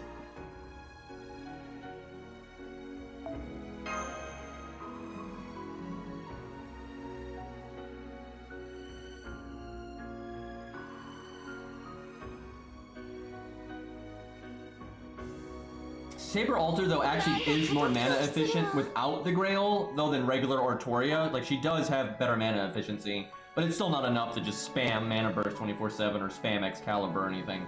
But it is better, but she's slower. I think she's a bit slower. So as someone pointed out, I actually think Saber Alter, if there's no plot armor, I think Saber Alter would be worse against Ku, because being slower makes you even easier to get bulged. And Bulg has a special ability where it just takes very little mana, and it actually says with no support from the Master, so the Master's not doing anything. Ku can use Bulg like 7 times in a row, fairly effortlessly. So if he bulges you once, he doesn't hit the heart, but he still hits you in the chest, because that's how it works. You're pretty fucked up now. He can just use it again, and even if it doesn't hit you in the heart, now you have 2 holes in your chest, right? Like, you're pretty fucked there, so being slow is not ideal in that situation. I suspect Caesar's regular class is going to be Rider. That's what a lot of people guess. And the artist that designed Caesar, just for fun, made a Rider version of Caesar, like a design for it. Now, that doesn't mean they'll necessarily use it, but that would be my guess.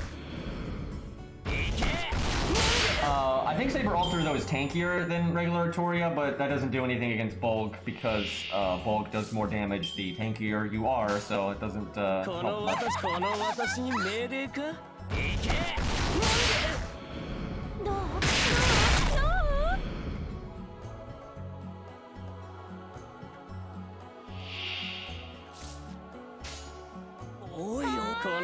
You know, if I'd actually cast my skills there, we might still kill them all. Yeah, we got it. But I could have cast like a passive. Good enough.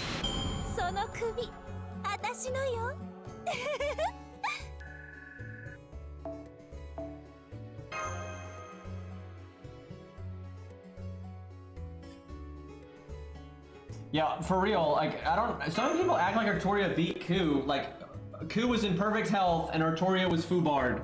The only reason Ku retreats is because Kodamine makes him. And that's also, people miss this all the time, and they're very clear about this in the visual novel, but they're not in the anime. They kind of obscure it in the anime. Ku is holding back when he fights Artoria because he has the command spell on him from Kodamine. Because in the visual novel, they just straight up show you exactly what Kodamine said with that command spell, and what he says is he has to hold back every first encounter with a servant that he fights, essentially. So when he fights Curse Arm, Ku has to hold back. When he fights Emiya the first time, he has to hold back. When he fights Artoria, he has to hold back. So Ku came out on top in that fight easily, and that was Ku holding back, like with the command spell limiting his abilities. So it's like, fucking really. Yeah, people don't respect Bulls because it's not flashy, but yeah, its actual practical effects is ridiculous. And yeah, if it was a serious fight, Ku could have either just used Bulls on Artoria again, or he could have just beat the shit out of her because she was pretty fucked up there. And actually, if you listen to what Ku says in the visual novel, and they actually have him say this in the anime, Ku is trying to get Artoria to follow him when he retreats, because then he can technically fight her again, and the command spell won't be on him because it would technically be their second encounter.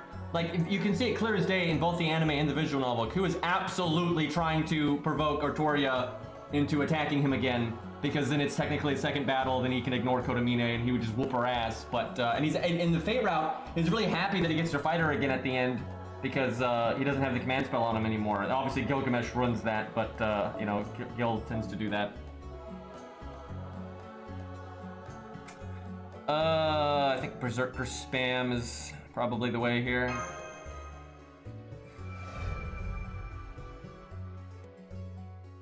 Yeah, it's something like on your first encounter with any servant fight, but try not to win or something like that. I have to go look. I've got it written down somewhere because I've had to bring this up in conversation so many times. But yeah, they don't do that in the anime. They try to kind of word it in a weird way in the anime, where if you've read the visual novel, you'll be like, oh yeah, that's that command spell. He has to hold back on his first fight with everybody.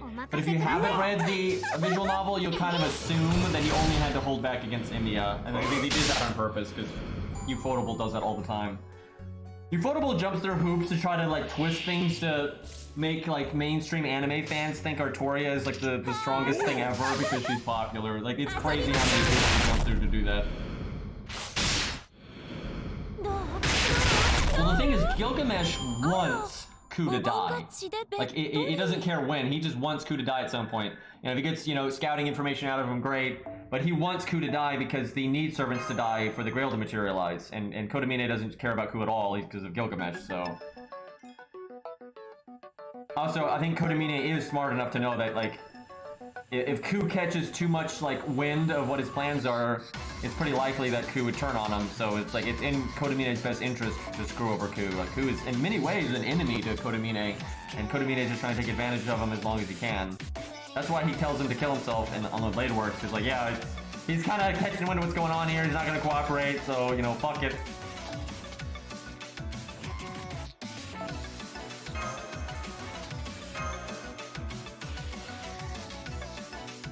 Kodamine and Ku are definitely not on the same wavelength, like, at all. That's not a good pair.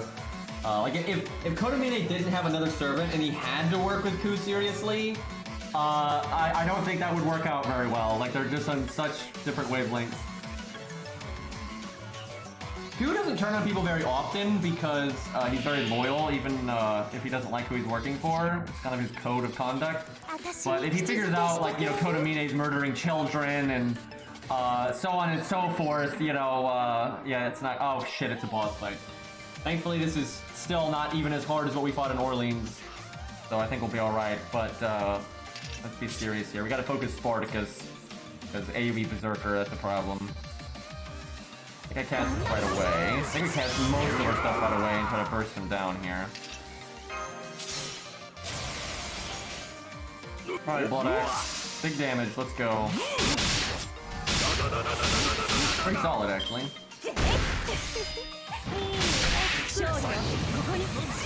Yeah, he's the sniper from TF2. Actually pretty accurate, though.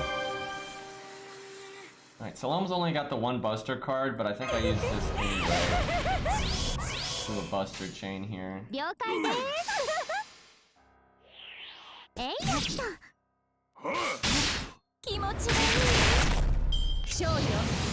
don't fear Boudica's NT, for obvious reasons. We've got ultra anti-Roman damage right now, but thankfully we don't have any Romans here. Okay, we got Spartacus, I think. Should be fine here.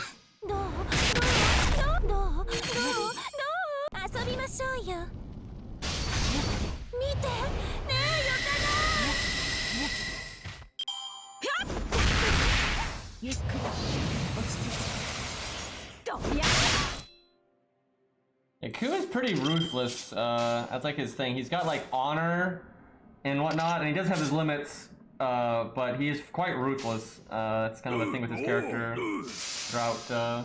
People have kind of forgotten that because outside of combat he's a bro, but in combat he is quite ruthless and is not nice generally.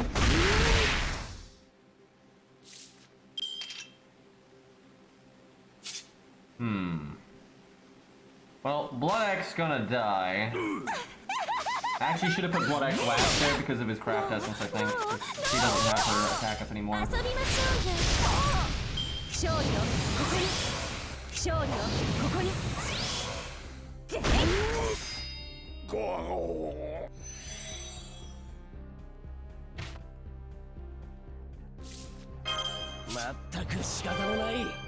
Now what I want to see more of is Proto-Ku. We need more of that really bad.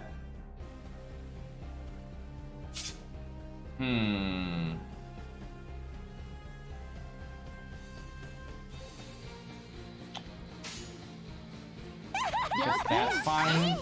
Thankfully, Boudica is so little of a threat. The fact that my back row is unoptimized is all hell. I was really trying to prop guts there, but not gonna happen. But anyway, even though our team is unoptimized, Boudica is pretty weak, so I'm not here.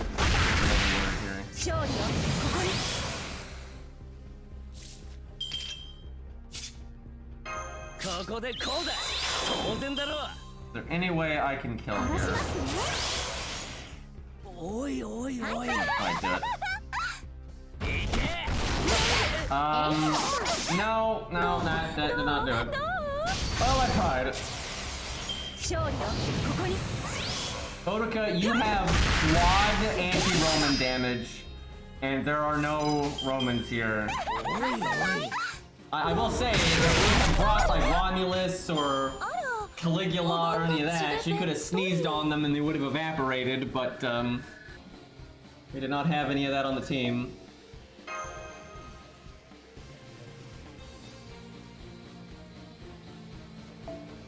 The reason they added Protoku early is because back then, you gotta understand, they have said this, and this was many years ago, and I don't think they'll ever bring attention to this ever again, because it's kind of bad PR now. But when they made FGO, they had no intentions of it being a big IP, having all these stories. It was supposed to last like a year or two, and that was it. It was shovelware. It was never supposed to have an in-depth story. Natsu said that really early on, that he did not want FGO having like a big in-depth story because he didn't want Time Moon fans to feel like they had to play it. He fucking said that.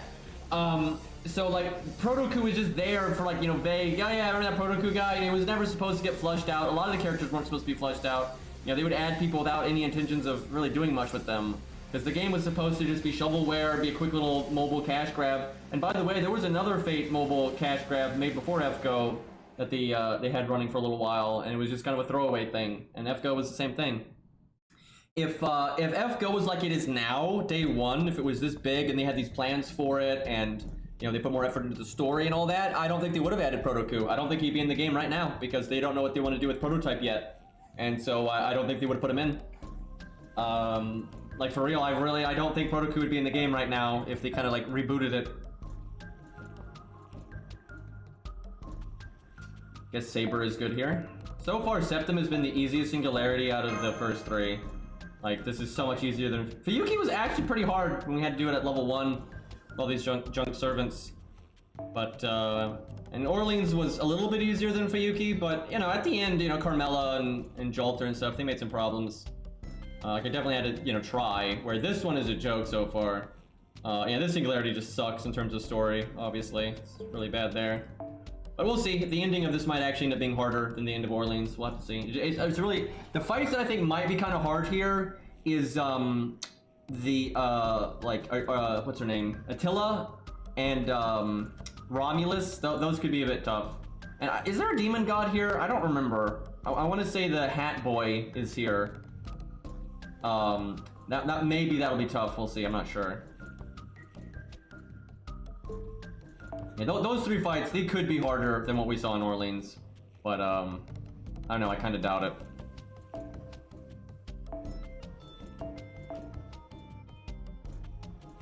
Yeah, I think Septem's gonna be a wash. I think it's gonna be boring as hell, and it's gonna be long as hell. But we'll just have to grit our teeth and get it over with.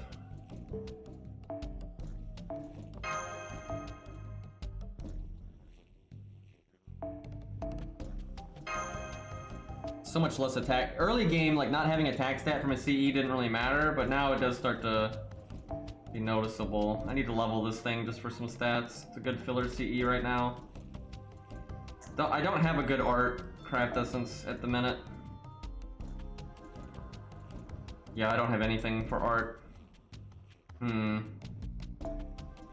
Maybe we use Jason as a bruiser. Let's go big buster damage.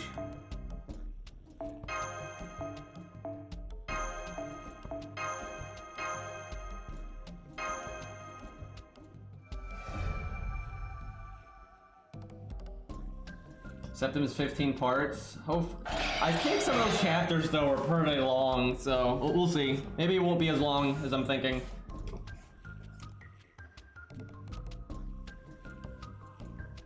The only reason I even played FGO to begin with was because of Camelot. That's what got me to play. And thankfully, I was able to enjoy Septem, not in terms of story or anything, but like I was able to enjoy Septem, Orleans, all that early game stuff, because I was using that time to kind of figure out, you know, what are the optimal card chains. Because I knew the content was easy, but I knew it got harder later, so I wanted to make sure I knew how to play the game. So I was like testing, is it better, if you only have one buster card, is it better to give the first card buster bonus to the other cards or put it in third place for the bigger thing? I was testing stuff like that. I was looking at the character animations, and a lot of the characters I hadn't seen before, because a lot of them were unique to FGO, and I was a big Fate fan, so I was kind of just having fun checking out the characters, seeing their voice actors, and you know, seeing their animations and their NPs, and then yeah, just trying to figure out. I knew the game was easy, but I was like, okay, let's try to understand it and get good at it. That way, when the content gets hard, I don't get wrecked, and that did well for me. So because I didn't get wrecked in Camelot. Although I don't think I beat Gwaine first try off memory. Oi, oi, oi. Oi, oi, oi. Oi, oi, oi, by the way. Thanks, Herc. 4K, I'll take it.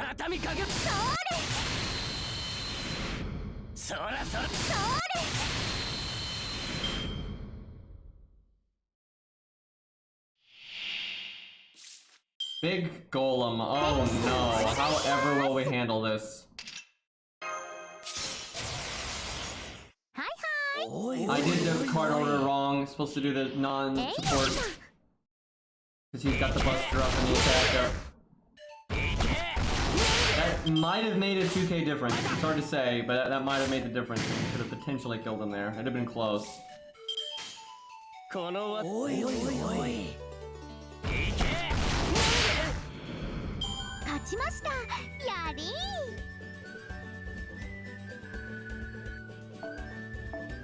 8 XP away from leveling.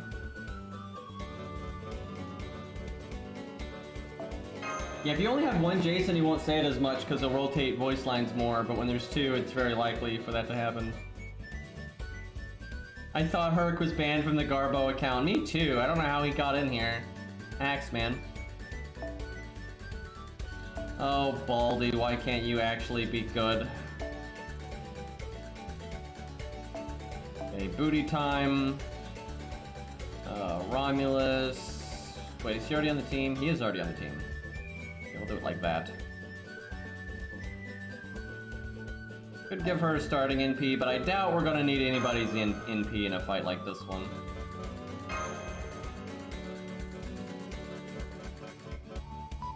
I want to see Assassin Herc, man. I want to see that.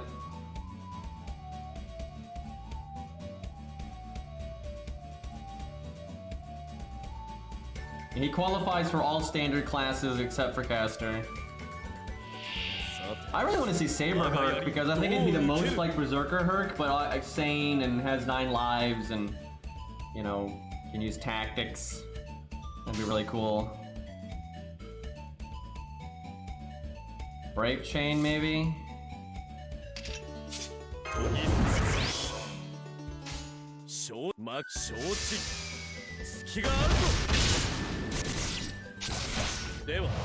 Everybody wants to see Archer Herc though, and I do want to see that, but yeah, Saber Herc is probably the one I want to see the most, but I doubt we're ever going to see it. We'll probably get, you know, Herc Alter from Fate Strange Fake. That's probably the next one we get, honestly. And we might get regular Archer Herc someday. If we ever got regular Herc, that's probably the one they would do.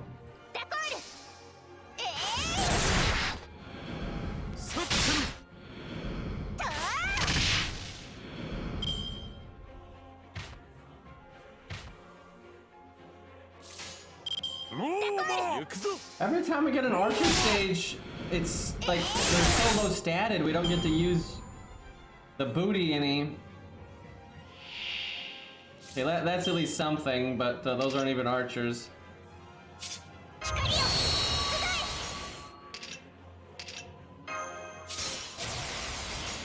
I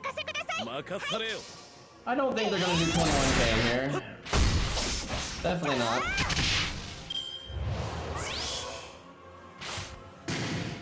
Oh yeah, I'm sure they'll use the same voice actor for her.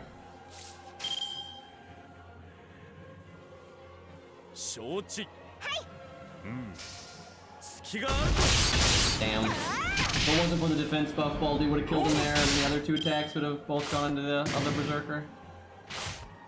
We win regardless, though.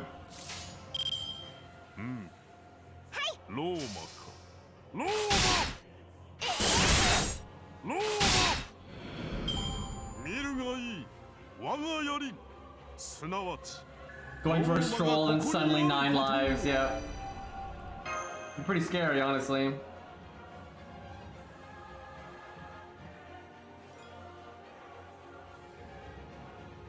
I don't think Lancelot qualifies for Assassin. But pretty much all sabers, most of the time, will qualify for Rider as well, because a knight, that whole point of a knight is that they know how to use a mount. That's like what a knight is.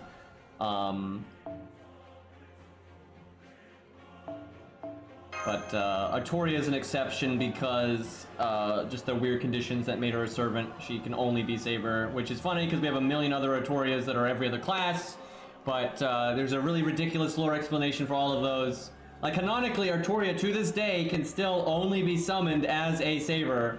It's just you've got Lancer Artoria, which is not regular Artoria. That's Artoria from a completely different world, with a different past and a different, you know, everything, and you, that kind of thing. You have Space Artoria from the Servant universe.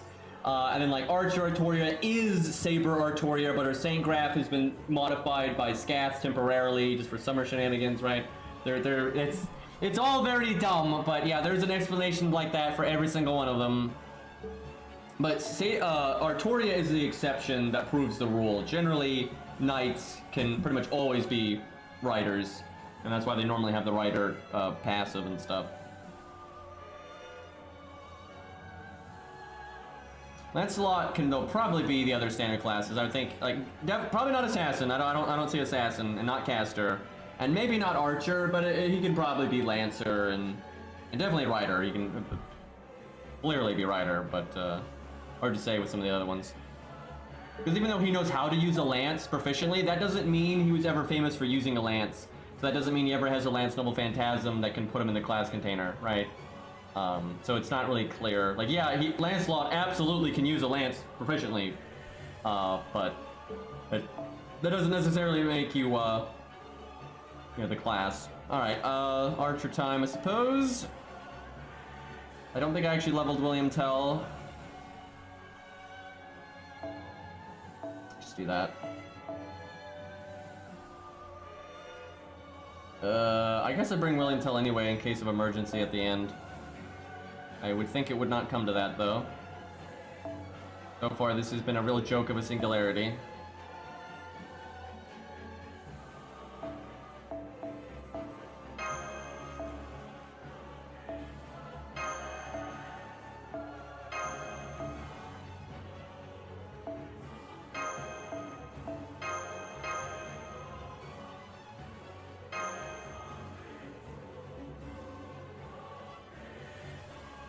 Man, Spider-Man's universe got really weird over the years, honestly. Like how there's a million different Spider-Men now and everything else. I think that kind of happened, though, because Spider-Man is probably one of the more universally liked superheroes because he's not boring as fuck like Superman and stuff like that. Like, he's iconic and recognizable, like all the big names like Batman and so. Oh, fuck, this is a boss fight. But anyway, yeah, he's iconic like everybody, but he's actually relatable and more down to earth and that kind of thing. So it made the comic book writers, it made the more recent, movie makers and video game creators, and all, it makes them want to use the character a lot more, and that kind of naturally turned into, them making a lot of different versions of the character. And also it's because it's lazy, right? Like, let's be honest. It's like because instead of wanting to make a brand new character from scratch that has no brand recognition and is not iconic, it's easier to be like, oh, it's Spider-Man, but it's someone else. But it's Spider-Man, right? Because they want the brand recognition, right? They want that recognizability, the marketing, they want that goodwill immediately, right? They don't want to make, Tommy Boy the new superhero or whatever that no one's ever heard of, because then you have to start from scratch.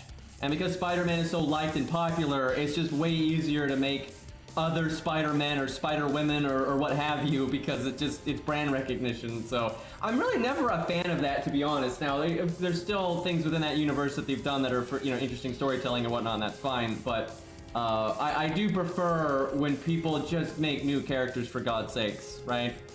Like really, can we have some variety, for God's sakes?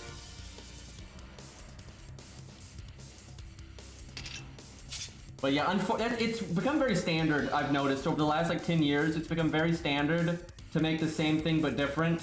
And oh, it's this thing, but now it's a waifu, or now it's this thing, but it's that, or you know what? And they do that. It's just brand recognition, right? It's just brand. I'm like, come on, just new things are nice, right? Can we make new iconic things? Like Star Wars is like that. The new Star Wars movies just kept trying to like copy iconic moments from the previous movies instead of making new iconic moments. It's like, that's so fucking lazy.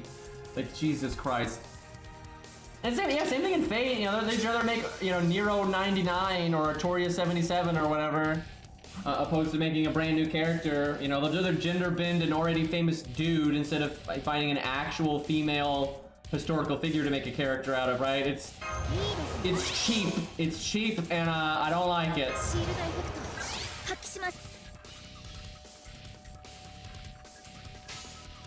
Like Spider-Gwen, right? Like, why not just make her own superhero, right? Like, I have no problem with her character, and I have no problem with female superheroes, but why are we just copying Spider-Man, right? And they've done this forever, right? They had, you know, Supergirl back in the day, and all these other things, right? Instead of making new shit, they're like, I just copy the thing that's already popular. It's really lazy. It's really fucking lazy. Wow, the Caesar boss fight is so easy. Are you kidding me? He has so little health in comparison to the bosses in Orleans. Like, are you kidding me? They say he's the strongest character we've fought up to this point, and we just two-turned him with normal attacks.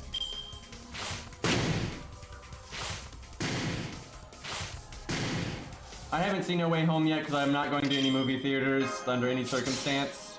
Because I didn't like movie theaters to begin with. And between my health problems and COVID, that is not happening.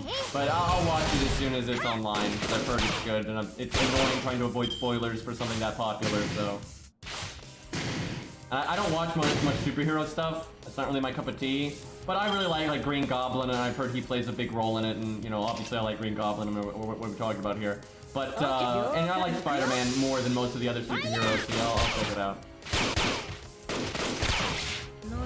To be fair, I like Green Goblin for more than just him being green. I really do. But he's also green, so, you know, it works out pretty good.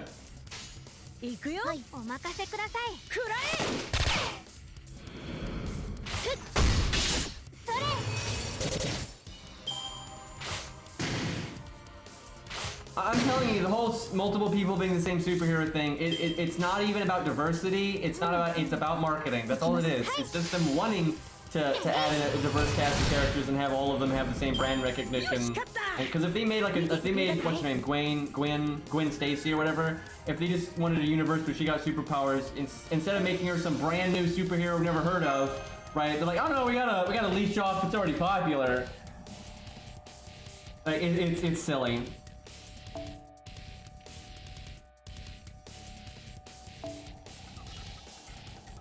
It's like they're kind of afraid to try to stand on their own. I feel like, because like I'm not, you know, I'm totally cool if you want to make a new superhero that's, you know, black or Hispanic or a female or whatever. That's all good. You know, make whatever you want. If I think writers should be able to write whatever they're comfortable writing. Now they shouldn't be forced to write things they don't want to write either. But if people want to make a female main character, great, go nuts. I have no problem with that. But okay, I'm glad we got another fight with him. But I mean, just 60K. I mean, that's still not that great.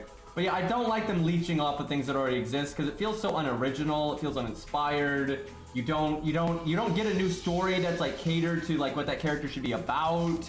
You know, it feels very corporate when they do it, right? It feels like they're checking check boxes. You know, they're like, oh, we gotta be diverse. We gotta stick to an IP that's popular. We gotta do the marketing. They're not making something like artistic. They're making something that they think will like cater to like the right demographics to sell well, right? And I'm like, that's not particularly good storytelling. Okay, we have no brave chain here, so it's definitely not the time for our attack up. We're gonna do the 3-turn attack up, because why not? Okay. Do that.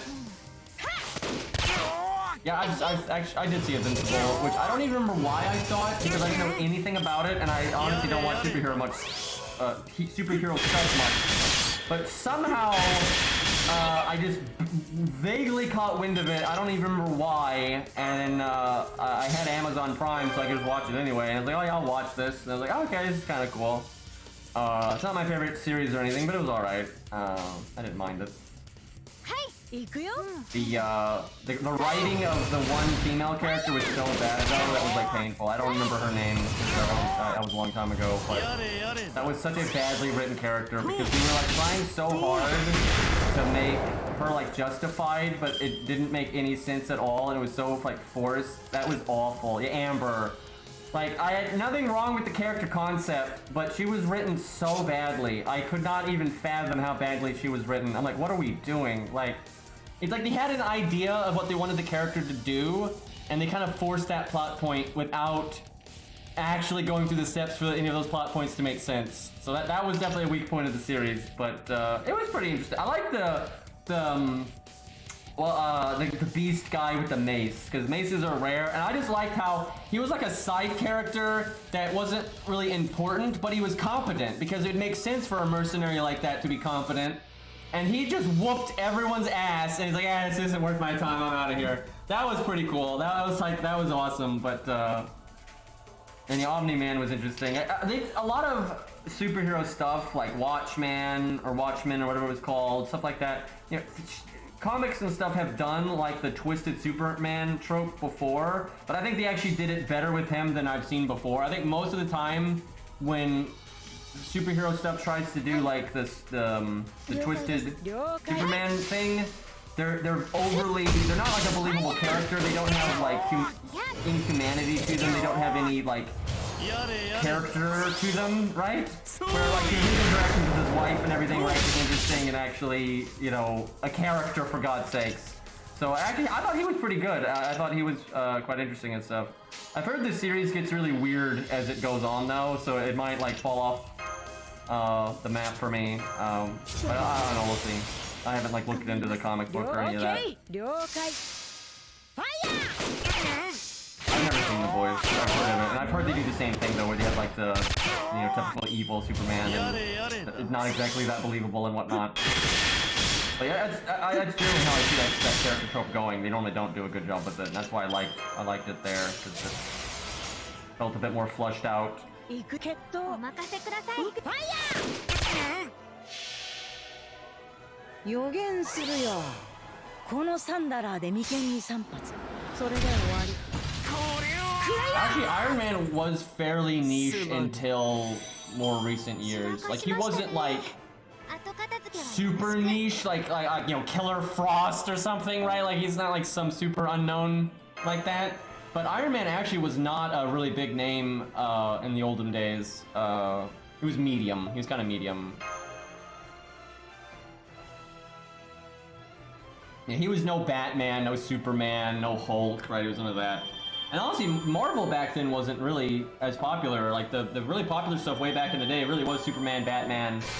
The only Marvel one I think that was pretty big was Spider-Man, really. Like, Hulk and, you know, Iron Man, all that stuff was always a lot more niche than the more popular DC stuff. It's kind of the other way around now, though. DC's kind of fallen off the map.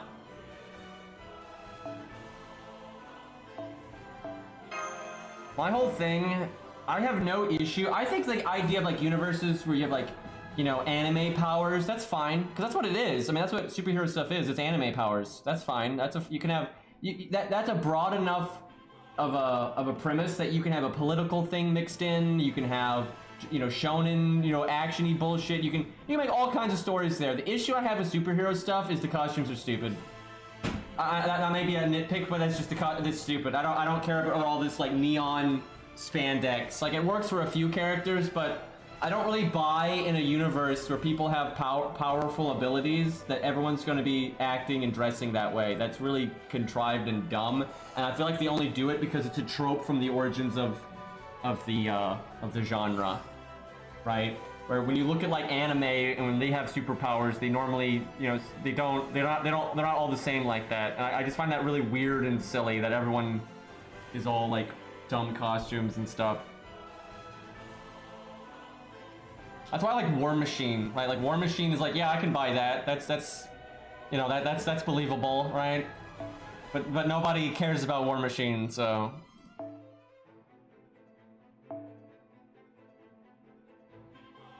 Yeah, basic premise, people with powers, you can do anything with that, right? You can have any kind of character arc with that, you can have any kind of world building with that. It doesn't limit you to spandex, you know, rainbow colors. You don't have to do that, you know, and then like how many people have powers in your world can vary, right? Or everyone can have them, almost no one can have them, right?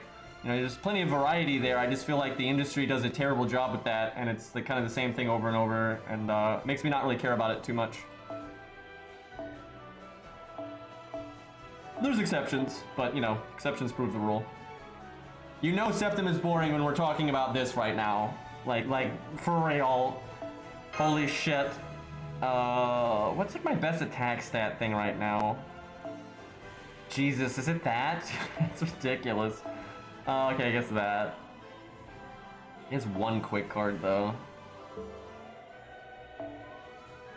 I might just give it to him just for the attack stat. I don't know, I'll give him that. No, this is probably better. Okay. Oh, what a world. Early game. Shit getting weird.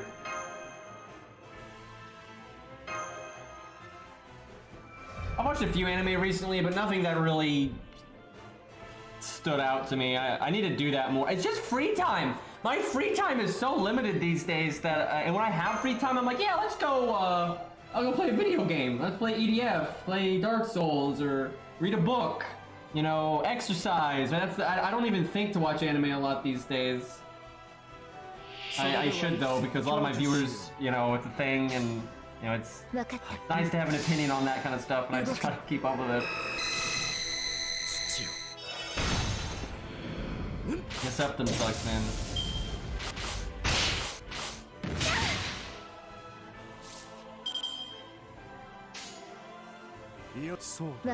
I've seen the anime of Drifters. I like parts of it, but it's a lot slower than I would like, and like I don't think they use the premise very well. Like they focus so much on the weeb shit, and it's like it's basically weeb shit versus monster of the week antagonist that's not weeb shit. And if anything, that's kind of insulting. And it's like I would much rather see, you know, way more variety with like, you know, like Butch Cassidy and the villains and stuff, where there's just so much more they could do with it, and they just don't, and it's just kind of boring because of that.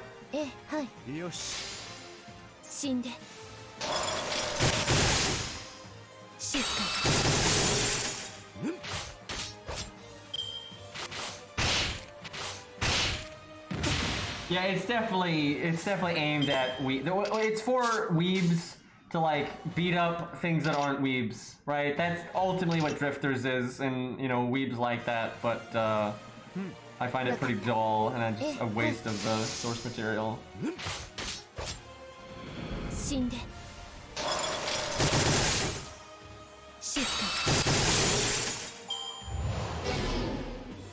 Yeah, that really is a problem a lot of anime have, but it's because it's easier to market and whatnot, because it just kind of is what it is.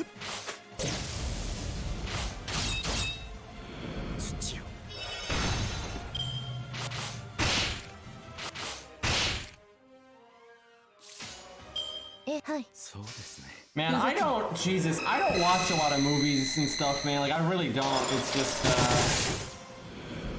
some of the movies I've seen and I really like, right? Like, you know, No Country for Old Men and stuff like that. I really, really enjoy it. But man, I don't find movies that like, grab my attention often. Like, I'm just old and jaded.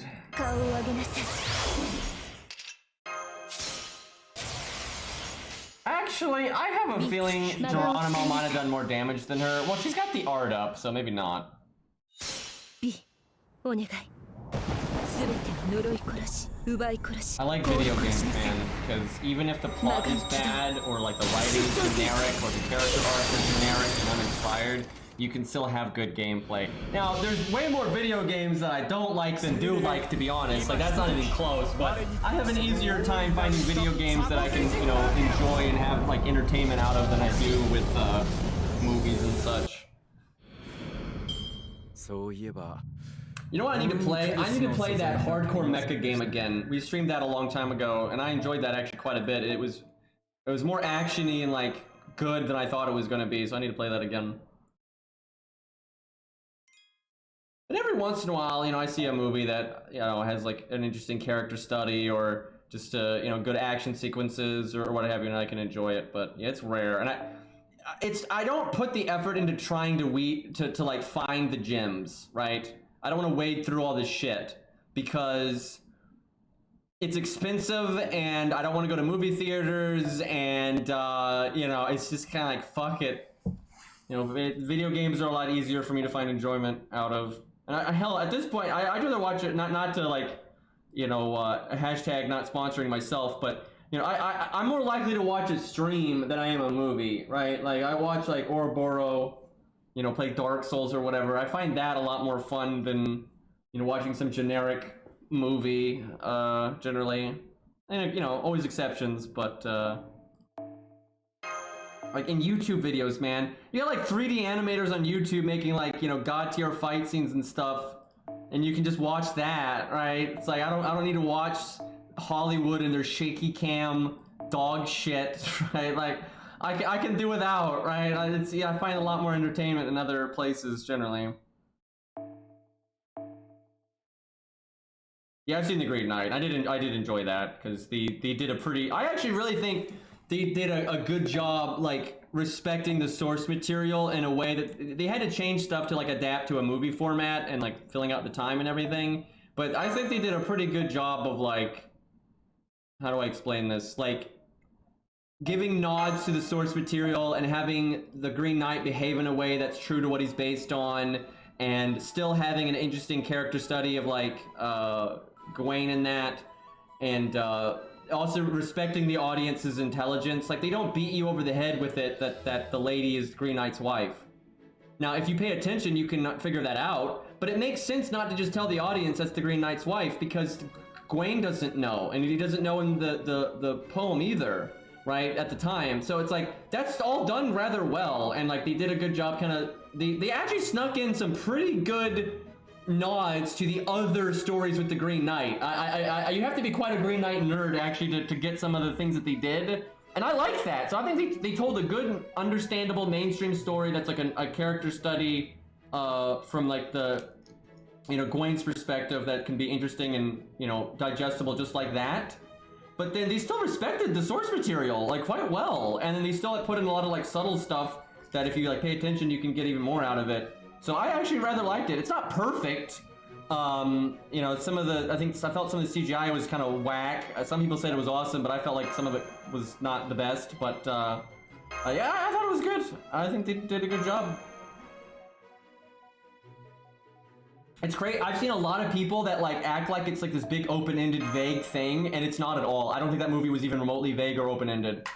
I think it's just you need to have literally any idea of what they're trying to say, and or just the actual stories of the Green Knight. I think the ending was incredibly clear, and like I don't think that story was vague at all. But I also know Green Knight really well, so it was pretty easy for me to follow like what they were going with. But yeah, I've seen a lot of people be like, what? Why? What's the ending mean? What's this? What's that? Yeah, I liked it. I don't really like it though if you want like a big high fantasy, you know, action. And I will say, I like that stuff. I like the action stuff. You know, my favorite storytelling is when they're able to combine, like, you know, real character study stuff, real depth, you know, real character motivation stuff, you know, have real characters, right? You know, real focus on that, but then have that playing out with really good action. That shit is like the best combo ever.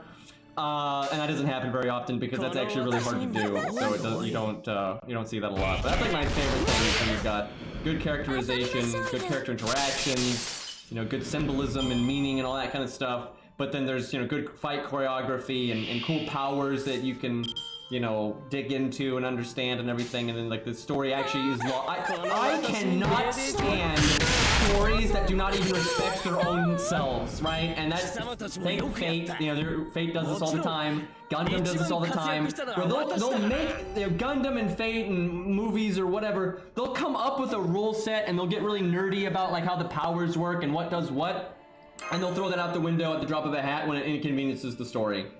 So I'm like, why are we doing this, right? Like Gundam will come up with all these like in-depth specs of different mechs, different speeds, different armor levels, and you know, all this stuff, and then it doesn't matter as soon as the plot gets in the, or if that gets in the way of the plot, everything just becomes generic and whatever. And I'm like, god damn it. Like I hate that. You know, I like universes that are logically consistent and the rules matter, and if this suit of armor is stronger than that suit of armor, that means something and it'll be relevant if someone needs to phase tank, right? Like, things, you know, I don't like when, like, for example, you have a group of heroes, right? You got like the main character and like his 4 side character buddies, right? And they all have their own powers and abilities and pros and cons, and throughout the story they've kind of shown this one's really capable at melee and this one's really capable at, you know, magic, and this one's really capable at defense. And then you fight the big bad guy where, like, maybe because of the powers the bad guy has, the really melee competent one should be able to, like, hold their own better than the other ones. But they all kind of rise and fall generically together at the same, and they're just like, what?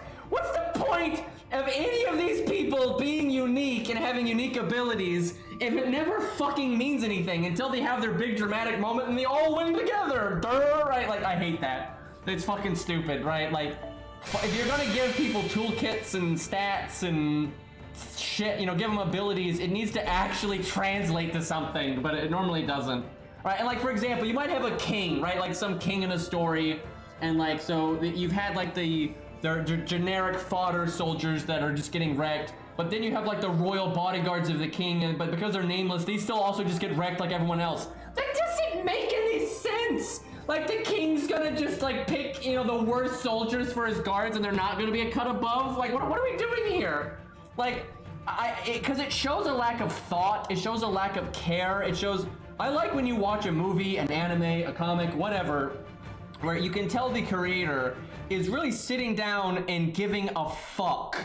Right? They're not just going through the motions and trying to get to the generic plot points or whatever. They're thinking about, oh yeah, you know, this, because of this, and this thing would be more capable than this thing, or this building would be weaker than normal, or this nation would be stronger, or they're just generically hitting their plot points that they've kind of predetermined. That shit sucks, right? I like effort, thought, you know, world building, you know, making it where detail matters, nuance, right? Because life is full of those things. And I don't like when stories ignore that because it doesn't ring true for me, so not a fan.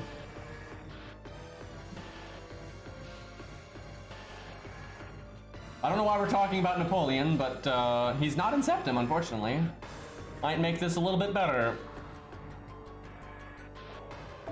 Back to Berserker spam. Yeah, I know, the anime really makes people think Artoria is the strongest of the knights, which is so stupid because they're quite clear that's not the case, and so are the legends. Real legends are quite clear, and of course not. Of course, the king that has to spend time ruling and you know, doing that and leading is not going to be the strongest when you have a bunch of knights that are all training and fighting constantly. And sure, you can have a king, and this happened in real life. You might have a king where they're a natural talent and they're above average. And so they might be stronger than, you know, a number of their knights, but there's almost no instances of all of human history where the king is better than the best of the best on the battlefield. That basically never happens, because it's not like it's the king versus one random knight in his army. It's the king versus every single knight in his army. And of course there's going to be some knight in your army that's also naturally talented, just like the king is, and then is fighting and training non-stop because they're a knight, right? And yeah, that's like Alexander, and they actually got this right in Fate Zero. Alexander did train, you know, when he had the time, and he was a natural talent, and he was very capable on the battlefield. But it's a very clear matter of record that he was not the strongest person in his army, though, because of what I just mentioned. Of course not. And Fate actually gets that right. Iskander in Fate has good stats, he is strong, but it just straight up says in his Noble Phantasm character material that many of the guys in his army are more skilled than him and have higher stats than him, like higher strength, higher agility than he does. And of course that's going to happen. Of course, you know, generally the army is going to have people among it that end up trumping the leader. There's no way that won't happen. Like, there's no world where your leader of a nation or a kingdom is ever going to be the strongest fighter. It's just, if that's the case, they're not going to be a leader. Like, any way that a king would be the strongest would mean they're not actually a king, so... No. I think it's hard to say because some of the knights have not been detailed yet. Like, we don't know what Boris can do and so on and so forth. And I think in terms of natural talent, Artoria's probably top 5. But I don't even think she's top 3 because you got to remember Gawain, Lancelot, Galahad, right? Percival, especially Galahad, like it or not, the boy is OP in the real story as well, like the real legends. So she's probably, 4 or 5, roughly. Now, it's possible she's lower because there's other ones that haven't been detailed and we're not really sure. I agree Tristan is deadlier than Lancelot, but he's not necessarily more skilled than Lancelot. But I do agree Tristan is really bananas, and he... it really sucks. I think a lot of people recently, because people always forget the past and people don't read detail and stuff, I think in the last couple months, people have gotten a really bad impression of Tristan because, one, the Camelot movies nerfed Tristan because they don't have him perform as well in that as he does in the actual story, and Hundred Face has been deleted from the Camelot movies because what's supposed to happen, it's Tristan versus Hundred Face, Serenity, and Curse Arm, and he kills Hundred Face, he kills Serenity, and he double downs with Curse Arm, but Gramps saves Curse Arm. But they changed that in the movie, so he doesn't look as good. And then in Lost Belt 6, he loses to Burgist, but there's some nuance there that everyone misses, and that's that Tristan is rather nerfed in Lost Belt 6 because regular servants aren't this is so bullshit, but they basically say the world of Lost Belt 6, because it's kind of a unique world and it's not like the regular world, it like doesn't need servants, and servants aren't even supposed to be summoned, and so servants that are summoned are weaker than they normally are. So Tristan is rather nerfed in Lost Belt 6. And then Nash is not nerfed because she's a pseudo-servant, and for some reason being a pseudo-servant means you don't get nerfed, which makes no sense. And Da Vinci doesn't get nerfed because she's a homunculus, which that also doesn't make any sense, but they've done this over and over in Lost Belt where they just, for some reason, it's kind of amazing. Has anyone else that follows the story know what I'm talking about? Through so many Lost Belts, there have been all these weird things that happen that make your servants or things weaker, but it just doesn't affect Nash because somehow being a pseudo-servant means you're not affected by it. Like, since when does being a pseudo-servant mean you're just immune to everything? Like, how does this translate? That doesn't make any sense. If anything, she should be even weaker. Shit doesn't make any goddamn sense, but it's because she's the main character and, blah, blah, blah, blah. But yeah, Tristan is weaker in Lost Belt 6 because Lost Belt 6 bullshit. And then the movies made Tristan look weaker than he is because the movies are, silly. But, so I think people in recent times have gotten if they're a mainstream fan that's not like really paying attention to stuff, I think people have gotten a bad impression of Tristan's abilities, which is unfortunate because he's actually fucked.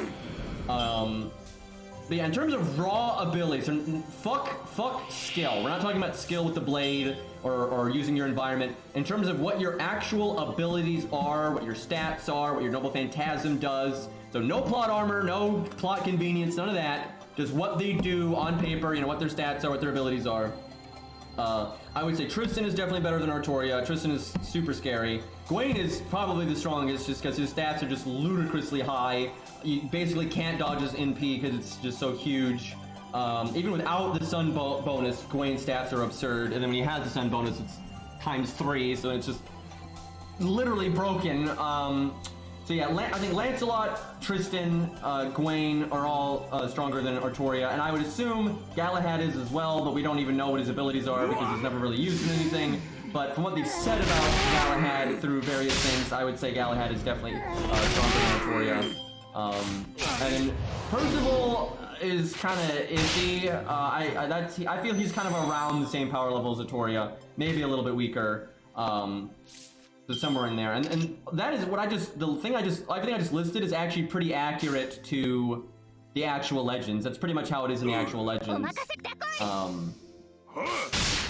And I think they did that on purpose, honestly.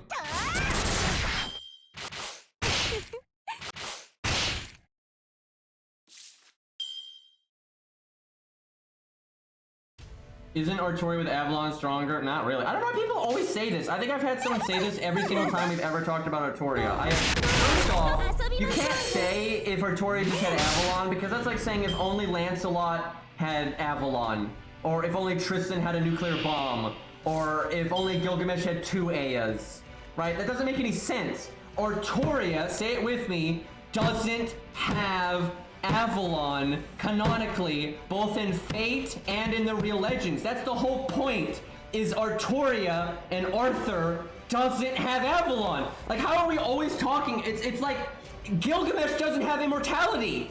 He didn't get immortality. He lost it. The snake took it, right? Like, that's the point. That is the story. So you can't say, oh, if only Gilgamesh was immortal, right? Like that doesn't make any sense.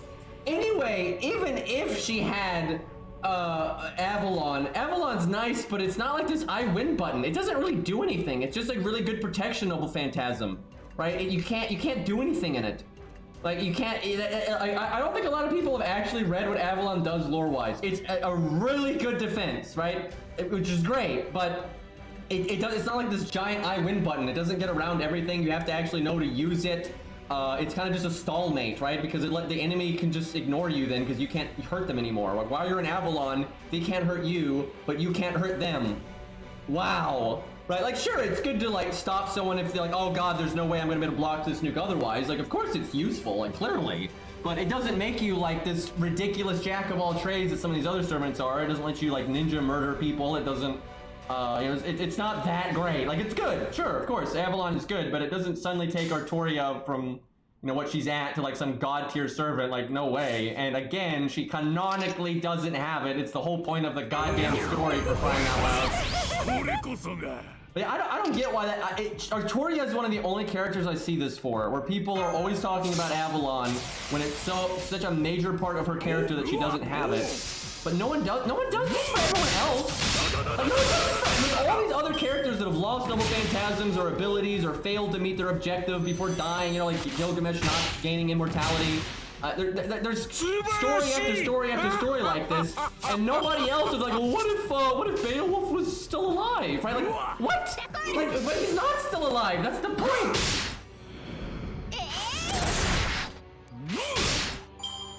So, Proto-Arthur is like the same thing. It's like, I mean, Proto-Arthur is, okay, I'm getting destroyed because I don't even know what team I brought, and we're just slowly dying to assassins. Chad, I blame you for this. I'm holding you responsible for this slaughter that we are witnessing right now. I have no idea what stage we were doing. I don't even remember the team screen, and I just noticed that I'm slowly getting obliterated by assassin trash mobs. Anyway, so Arthur, presumably, you know, skill-wise, should be basically the same as Artoria. You know, maybe he's a bit stronger, maybe not, who knows. Stat-wise, they're kind of like side grades to each other. If you look at them when they're both with their best stats, they're pretty much side grades to each other. I prefer Arthur's stats, so I'd say Arthur has the better stats, but, you know, that's kind of subjective. So for the most part, they're the same.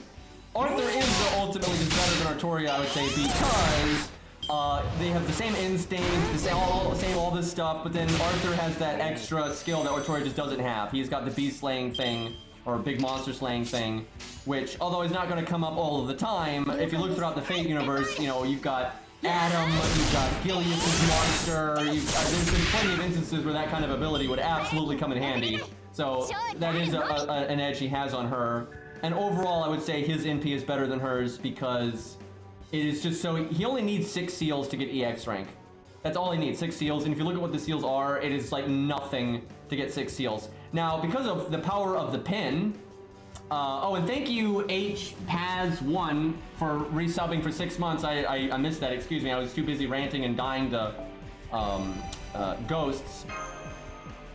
But because of the power of the pin, they can just arbitrarily be like, oh man, Arthur just can't get any seals off, even though you can literally look at what the seals are and see that he actually is meeting the conditions for them. That actually happened in Fate Prototype Blue Fragments once.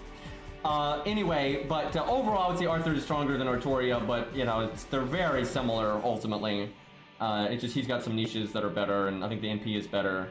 But you know, I don't think his skill is higher. I don't think his stats are that much better.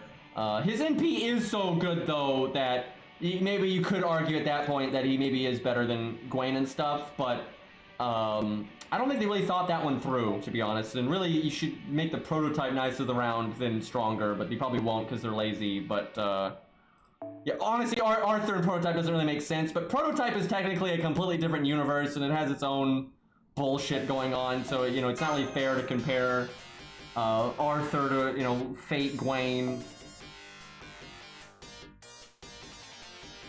It's actually really hard for Arthur to get rid of all 13 seals to get like a max power, like the strongest it can be. But you don't need to get 13 seals off for it to be really powerful. Yeah, it's so easy to get 6 or 7 or 8 of them off, and then you're so strong at that point. Like, who cares? But they can use it as like a plot device to make it not strong if you want, which is kind of silly.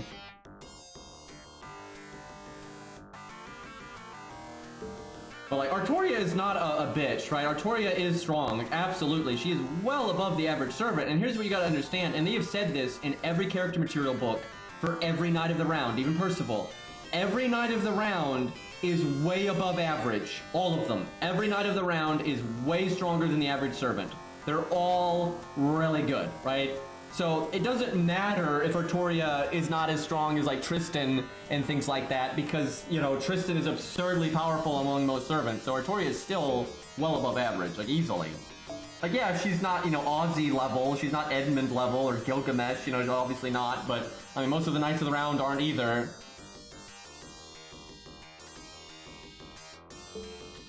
Okay, so Saber doesn't get countered by anything, so we'll bring a Saber, then Berserker spam, and then Archer for cleanup in case the final enemy is a Saber. Gotta actually be careful here, I don't want to die. I almost failed a stage there, and it was just trash mobs for crying out loud. Let's do it like that. That's okay. I got lured into a false sense of security because Septem up to this point has been so much easier than the other stories that we've done.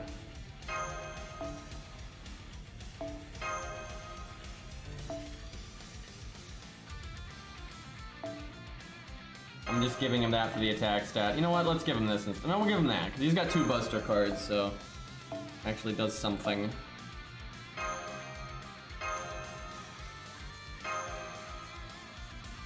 Oh yeah, Bedivere is a bit of an exception, but that's a whole other can of worms. Let's not get into that.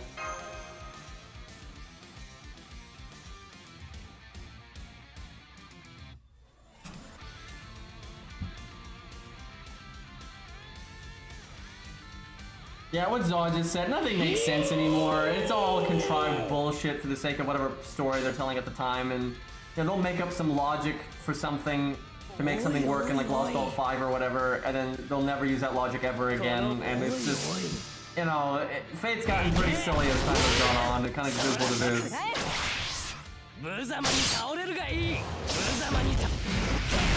Yeah, Bedivere's too insignificant to be a servant, but then you have Ricky Boy. It's like, okay, sure. This makes sense.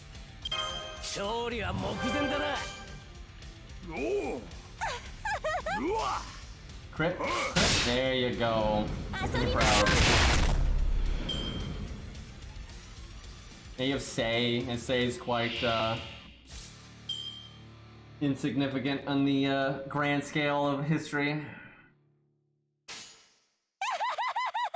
No offense to Sei Stan here, but it's pretty copium if anyone thinks Sei is like some big, oh, music's looping. But she's not like some big, impactful, you know. I like how Shakespeare has like no focus in Fate at all, and Sei already has 2 versions, and Shakespeare's one of the most impactful people in literature and language development ever, and even Fate acknowledges he's one of the most famous people that has ever lived, but then he just gets no screen time ever, and he has no alternate versions. He's just a 2-star. He has barely any dialogue in his My Room. Like, at least Apoc, the book, gave him some justice, but the anime didn't, and FGO certainly doesn't. And he's William freaking Shakespeare.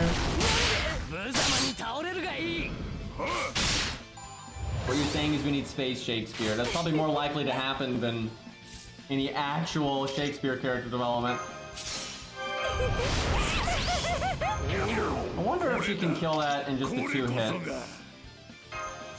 1337, by the way, we've got Elite Skeleton over here. Yeah, look at that damage. その首私のよ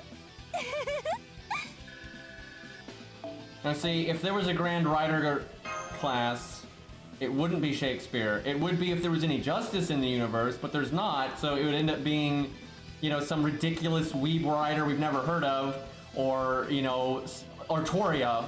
It fucking Rider Artoria, right? Like that's literally more likely to happen than, you know, actually the most famous rider that's ever lived, right? Like, Fate, man.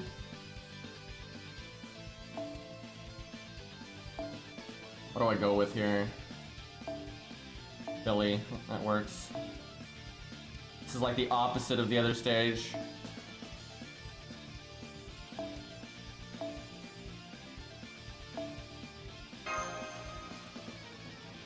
Can't wait for Billy to get his second skill.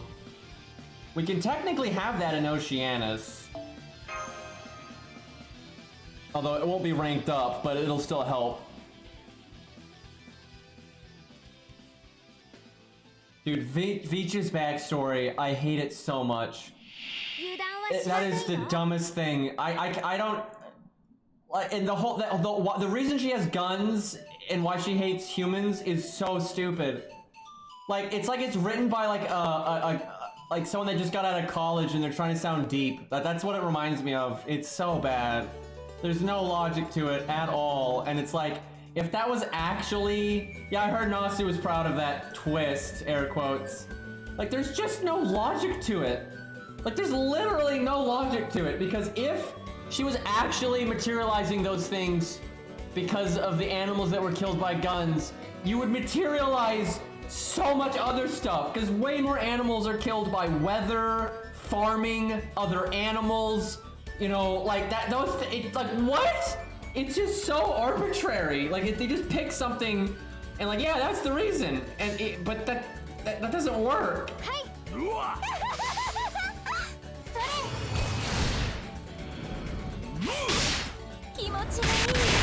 Yeah, plastic packaging would be the real killer there. But honestly, the environment is such a big one. Like, the environment is such a big... Changes in environment have wiped out more life on Earth than anything by so much. Like, just the atmosphere changing and stuff over time.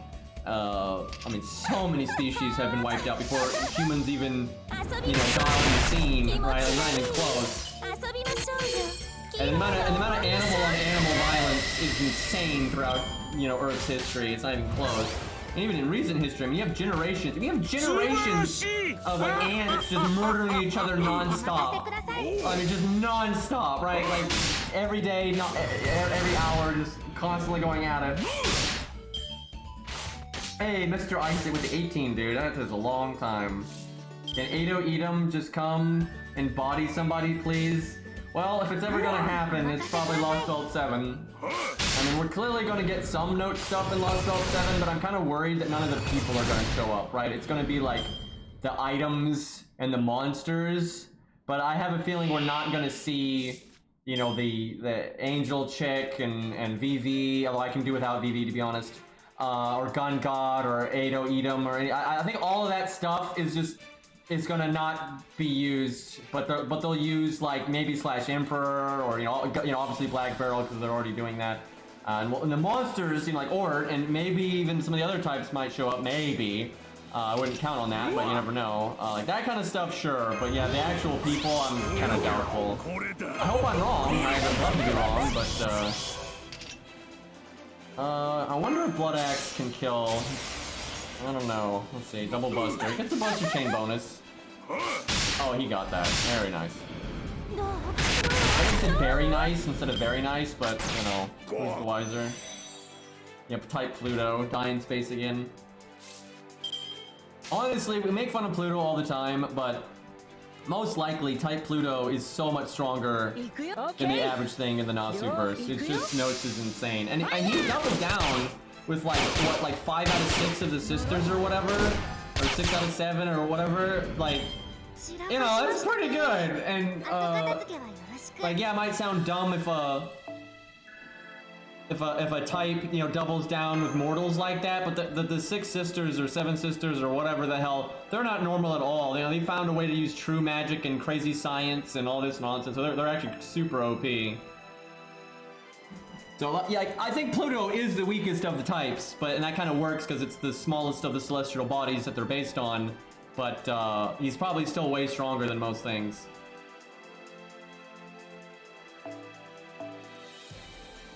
Yeah, I always say type Pluto got really lucky because they had always said that types were based on celestial bodies. They never said types were based on planets. It's really lucky that they said that, otherwise when Pluto got demoted, there'd have been problems. I think the reason that they said that they were based on celestial bodies is because type moon, right? They wanted the moon, the crimson moon and all that to be a thing, so I think that's why they did that, and it just kind of worked out. Also, I do think Ort has always been the ultimate one of the Ort cloud. I really think they've always planned that. I really do, because if you look at the stuff they said in notes, character material, they were really hinting at that. Like, I think Ort was just spelled wrong because, you know, they can't fucking spell Artoria correctly, for God's sakes, or Medusa. They can't spell Medusa, and we think they're gonna spell Ort cloud right. Like, of course they fucked it up. Anyway, I think Ort, you know, O-R-T from notes is O-O-R-T that we've got in FGO coming up. I think it's the same thing. I think they've always intended it to be the ultimate one of the Ort cloud. I think it never was the ultimate one of Mercury. I think it maybe killed the ultimate one of Mercury and hijacked it, or is pretending, or whatever. I think they've always intended that. If you look at the character material book that they wrote like 20 years ago or whatever, it's brimming with that. It's kind of obvious that it's not actually type Mercury, and because of its name, I think it always was the ultimate one of the Ort cloud, and I think they had always intended that the ultimate ones could be major celestial bodies. And I think they wanted it to be weird, right? Because most of the ultimate ones are, although based on celestial bodies, they're still giant rocks. You know, they're moons, planets, and ice giants, right? It's all very similar. I think they wanted something that was really weird. And they're like, oh yeah, the Ort cloud, that's a very significant major celestial body, but that ain't a planet or anything like a planet. And I think that's why they did it. And they wanted Ort to be very, very alien. Pretender Ort, oh god. Honestly, that might happen. That really might happen. Boss, why did you have to say that? Why did you have to say that? Because that really could happen. That absolutely could happen with like what they were setting up in notes and everything. And they're gonna want to make it some class. So I hope that they just make the types like their own thing. They shouldn't have a class because they're not part of the class system. They're not part of Grands. They're not part of Earth, they're not part of the Air Force. So gameplay-wise, you can just have it say type, right? Literally just have it say type. And so gameplay-wise, you know, they have mechanics and stuff, but they shouldn't have like a class lore-wise. That's ridiculous. Like, it's completely ridiculous.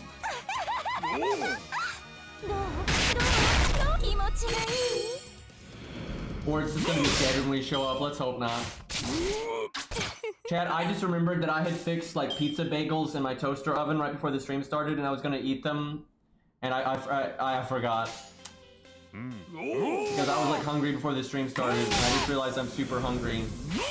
And yeah, I've been streaming for 2 hours and 40 minutes, so Chad, do you think they're cold? Chad, do you think they've gone cold? I think they might have.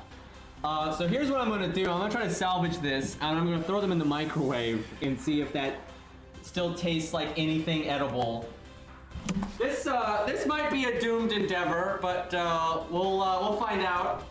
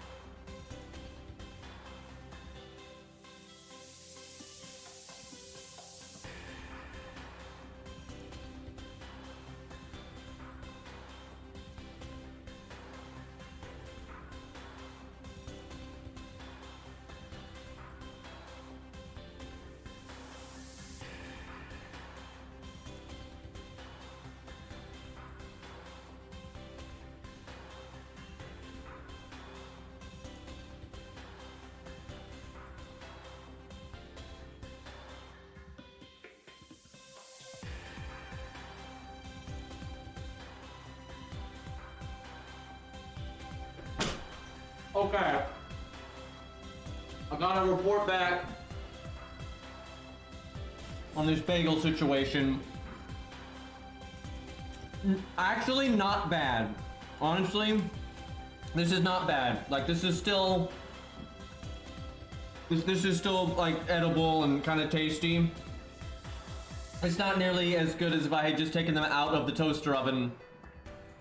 But this is alright. I can have this.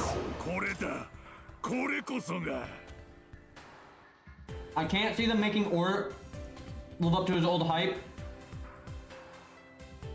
Supposed to be a super boss, like Emerald Weapon or something, and fighting him is your fault, and he's more... Yeah, I've read that kind of stuff where Nasu saw him as like that hidden EX boss that's stronger than the main boss, and you're not even supposed to fight it. But I don't know. Maybe, I hope Nasu still, you know, I don't know.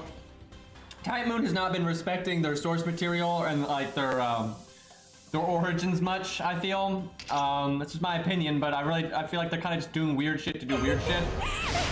But I don't know, hopefully he still gives a shit about Ort and what the original design of him was for and stuff, so we'll just have to see. But he's definitely going to be in Lost Belt 7, that's pretty clear from Lost Belt 5. Dude, I would love it if he used Type Jupiter. He's my favorite one. I think he's so cool. And I think he's the strongest. That's not copium. I really think he's the strongest. His feats of strength are ridiculous. And because he's based on Jupiter, he should be the strongest. And I'm pretty sure he is. He just got ganked by Slash Emperor.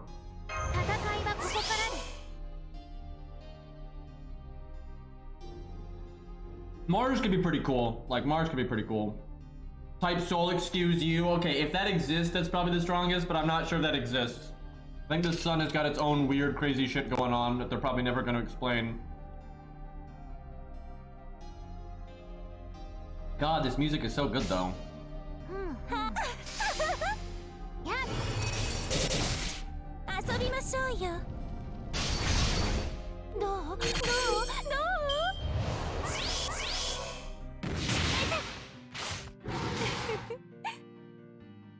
I don't know what they're going to do with the sun, to be honest. We'll see.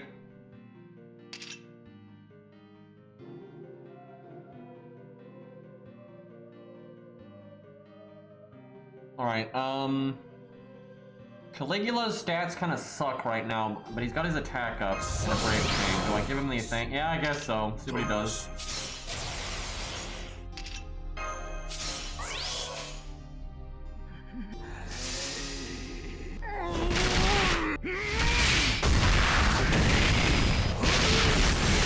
Dude, Caligula, he's pretty cool, man.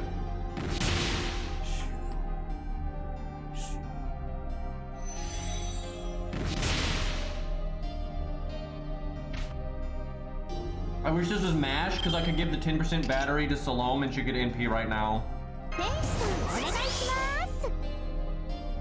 Chat, am I about to die to a Chimera? Are we getting Chimera on? It's gonna be close. I think Charlotte's got this.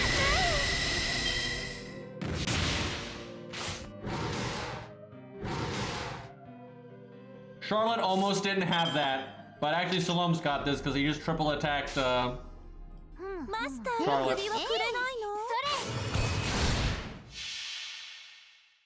But if like Kid Gil and Salome had died there, I think Charlotte could have cleaned up.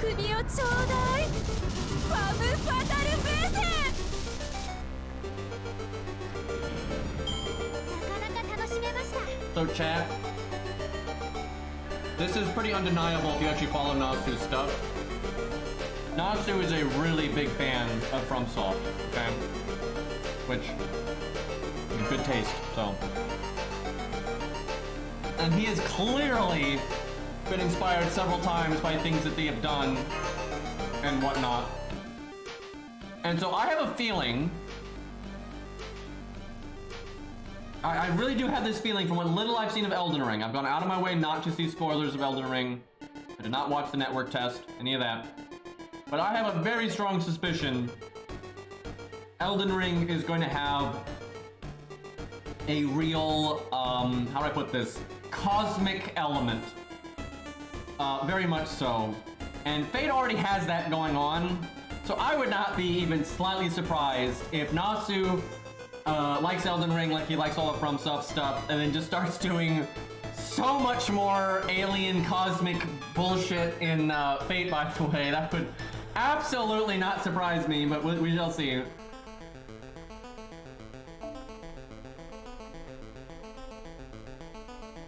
Alright, straight up Berserker. I wonder if it's another Chimera. Or Darius or something. Nasu said if he could do a collab that's not with Fate, it would be with FromSoft, so... Dude, he is a massive FromSoft nerd. You guys have no idea.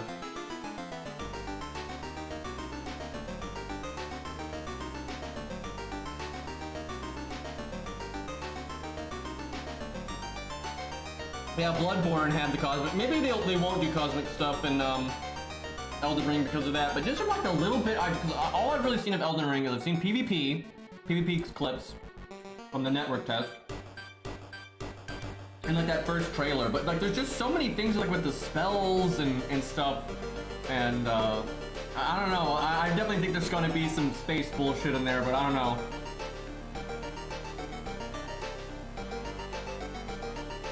But the FromSoft games are the reason the boss fights got so hard in Camelot. I am not kidding. Like, Nasu really likes the big hard boss fights in FromSoft games and like the accomplishment you get from beating them, and he wanted that in FGO. Like, he said that. That's literally why we've got like Gwaine and all this nonsense.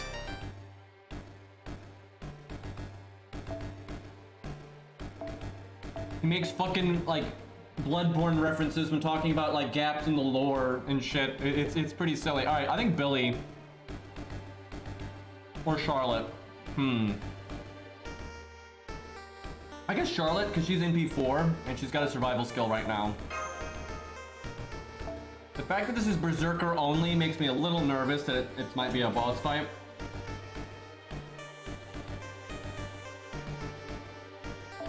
Let's use MASH.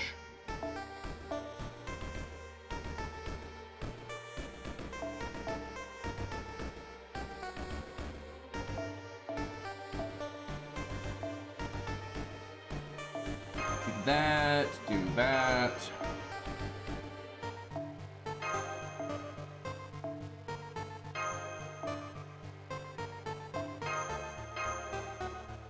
Alright, if this is a boss, we look fairly capable.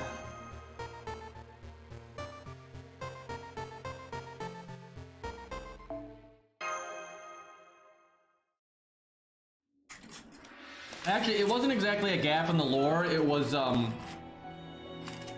inconsistency. There was like some contradictory stuff with some of the characters. And he was just like, eyes on the inside, yada yada. Which is, you know, Bloodborne. Okay, 68k. I'm not too worried about that. What is the play here, though? This is not Hercules, so I think I can just cast this first and kind of go from there. Heal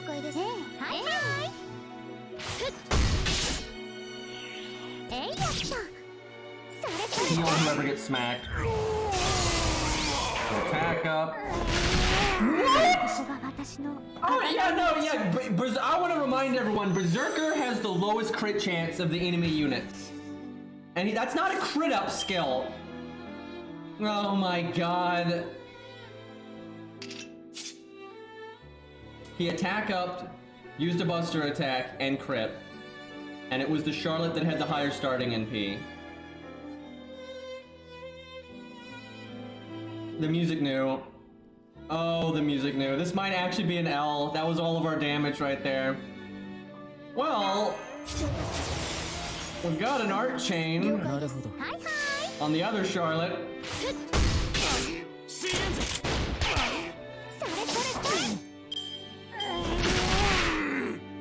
Yeah, if I could put that retroactively in the Caligula experience video, I would. Okay. This. Now, he's gonna die any second, so I think we just cast some stuff now, even though it's not a particularly good turn for it.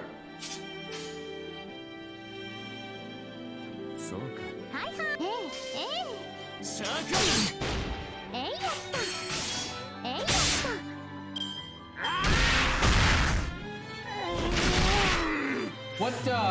What is Artemis? I know she's Diana in Roman, but is there any like planetary equivalent here? I'm guessing not, but if there was, that's clearly Caligula's the type of that. We're at 95%. The moon. Oh, of course. What am I saying? Of course. Oh, so Caligula's type moon. Oh, well, this explains everything. I mean, I remember all the like weird writing and inconsistency with the past, and it's because Caligula's type moon. This all makes sense now. I totally understand the wacky writing now. Guys, we have discovered the deepest lore here. Okay, at least that did not kill us, and we didn't lose. We got kind of close to losing because people were starting to drop like flies, but thankfully Charlotte got her NP. I think we're saved. She got triple attack buff. 私は世界を動かせずけれど世界は私を鈍らせるラレーグワン 26K. There we go. Remember when Charlotte had a twin sister? Remember that, guys? And then she got a drill kick right in the middle of her forehead and fucking died. Tough backstory, man.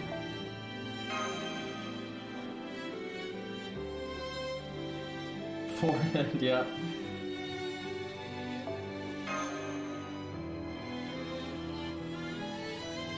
Explains the Nero wank, yeah.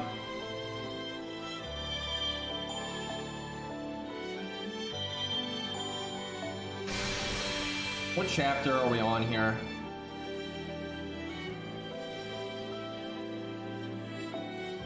We're actually... let me look this up. I want to see how many chapters this is.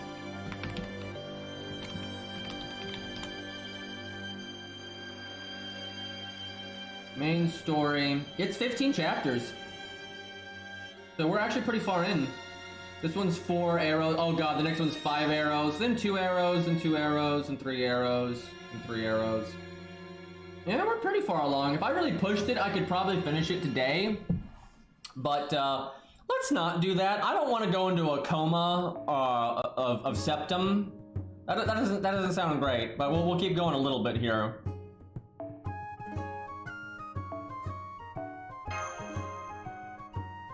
Archer is good. Get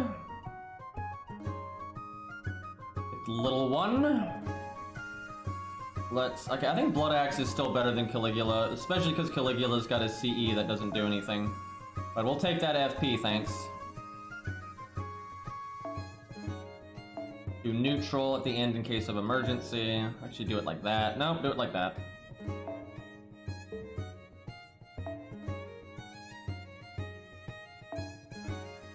You know what? Salami go burr.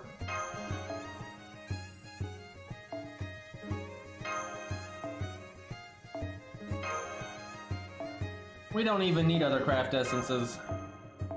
At least we're slowly getting team costs, dude. It's pretty relevant in the early days.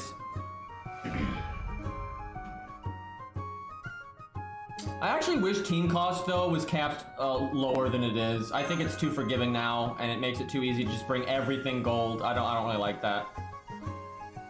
I don't think they should make it way lower than it is, but I think if it was like 10 team points lower than it is, I think that would make the game more interesting. Like, I think you want people to bring a mix of their those 5 stars that they like and hype, and then some low stars, you know, that they also like, but that are there to kind of even out the team cost and still be useful. That's a really good way to make budget units still useful to someone that happens to get an army of golds. Like, I think that really would be a lot more interesting.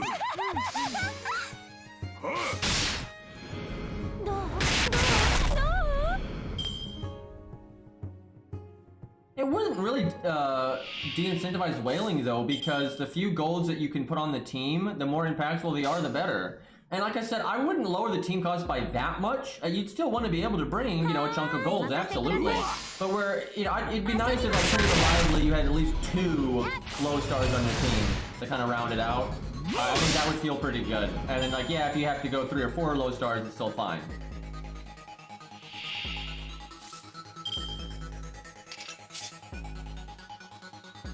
$28K. That is kind of a joke here. Don't have good cards, unfortunately, though. Let's see if she can fuck it up anyway.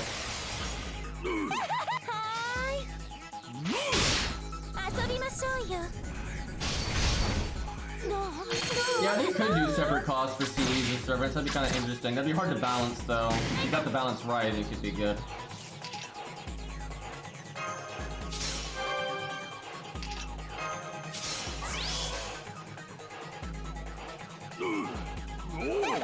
Good kill. No, close, damn.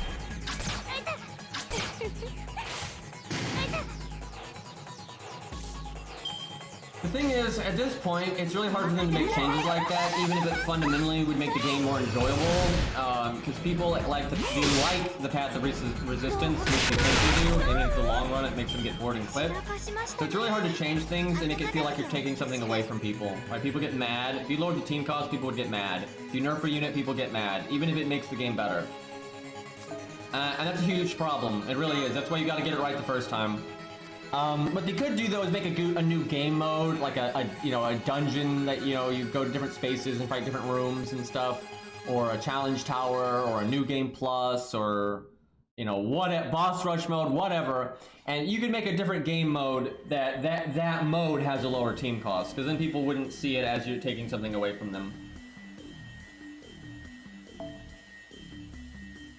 Lancer. This is probably a Leonidas? I know there's like a throwaway boss fight with Leonidas. That would be my guess here. Well, time to throw sabers at it. I really need to level Gilius. What's good when she dies? Not a whole lot, to be honest. Lucky Buster, let's go.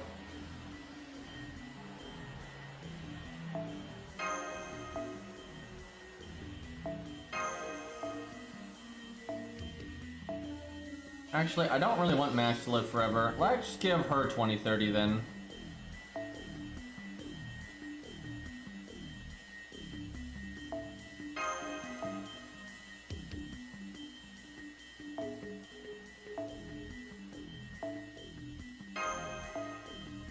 Damn. Guess I don't really need outrage.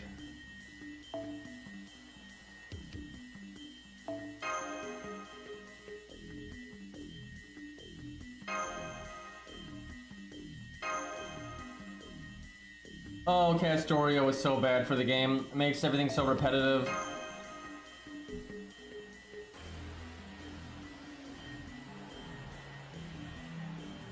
There's basically no fight in the entire game where it's not smart to bring Castoria. She's always the best pick, always. You don't even need to have an art team. That's terrible. Like it makes the game boring, and it makes people that, you know, want to be efficient and stuff get bored a lot faster, I think, than they normally would. And I've seen a lot of people, even people that I normally don't agree with, be able to realize that and be like, you know what, I don't think this was good for the game, and it ultimately makes it too boring. Merlin's cool. The thing is, Merlin in some ways can be better than Castoria, but normally the content's not hard enough for the fight to go on long enough for that kind of thing to be relevant. Like, Merlin can be really broken in the right context, and so, like, if the fight is stupid hard, like Fluffy or something, Merlin can be really, really good, but it's normally not necessary. You're normally going to win before that kind of thing matters. Like, in a way, Merlin can theoretically get the most value out of any unit, because he can work with Castoria and enable her like no other given enough time, right? So in the right circumstance, Merlin is still broken, but there's a lot of circumstances where that's just not applicable. Like, a lot of times when you're farming, you're gonna try to win fast. You don't need a servant like that. A lot of boss fights are more bursty, so it's not relevant. Now, that doesn't mean Merlin is bad. I still think Merlin is one of the best characters in the game, and he can truly be just one of the best. If your account sucks, he's one of the, and you really are under prepared for the boss. He's one of the best carries you can get. But yeah, he's just not necessary most of the time. Where Testoria can keep up with Merlin in that long-term stuff. She's not as good, but she can keep up. I mean, she's way better in the short-term and the bursty stuff, which is going to be relevant for a lot of players a lot of the time. Especially if they're over-gearing or over-leveled or the content is easy. So she's just the best pick like all the time. And Merlin was too good anyway, right? Like Merlin they shouldn't have made, in my opinion. Well, I mean, he should have made Merlin, but not with the toolkit that they gave him.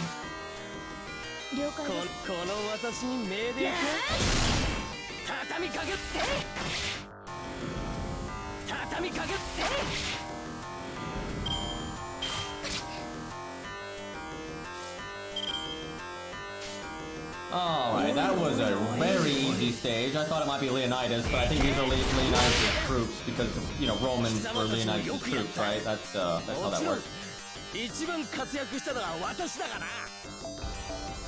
Guys, Greeks and Romans got along so well throughout all of human history. There was never any conflicts between those two civilizations. That did not happen.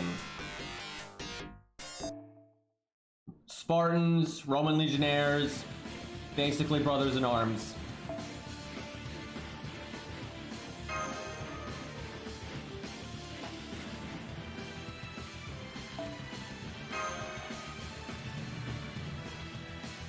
They even shared gods, they love each other, yeah. And undeniable. Facts.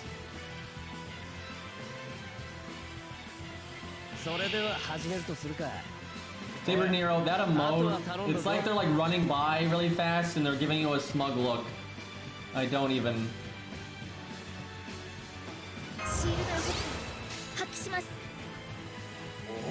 Can we kill all of these? Oh, there's 9. Excuse me. I should have focused on MP gain then. Also, I shouldn't have cast defense up because they're not getting an attack this turn.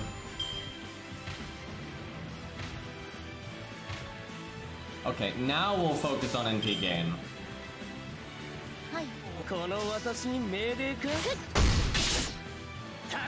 Although honestly, only this middle Jason I think is gonna get it.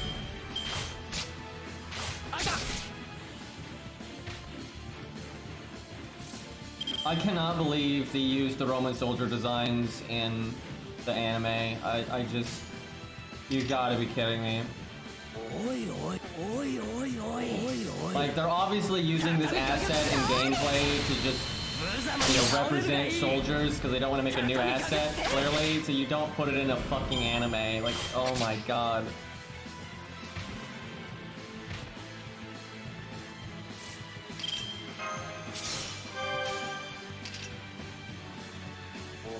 I don't know, our Jason without the starting NP is getting all of the hands to give NP games. Kind of ridiculous.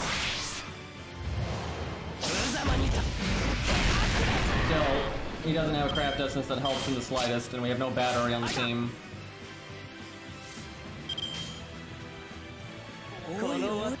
This really is weird how the NP gain is going though.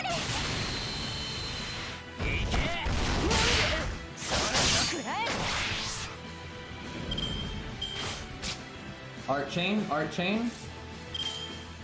Unfortunately, it's the one that already... Yeah, I guess that's why he wasn't getting NP earlier. All the cards were right here.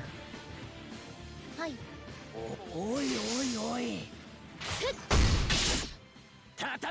really wanted to double.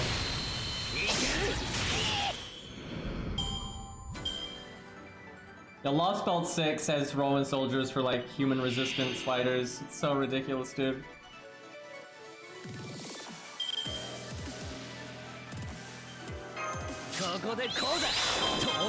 Clear that debuff real quick.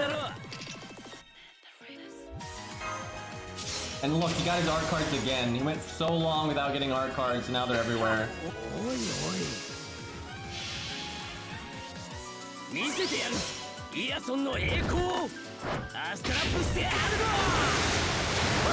wonder if I actually feels constantly getting summoned by this guy like that.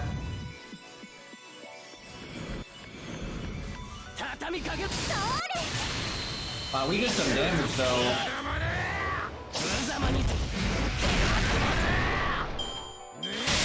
Ow.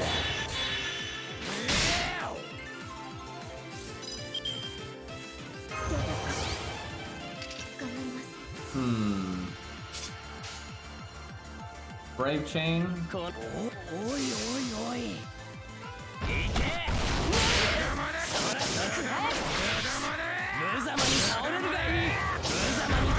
Dude, that Buster of his, the close range one. He's like so proud of himself. It's great.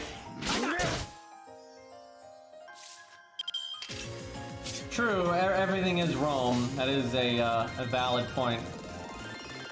Can we get the other Jason in peace? Yes, we can.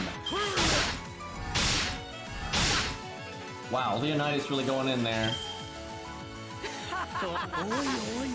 Hey, if the boss had way more health, middle Jason would have gotten his MP again this turn.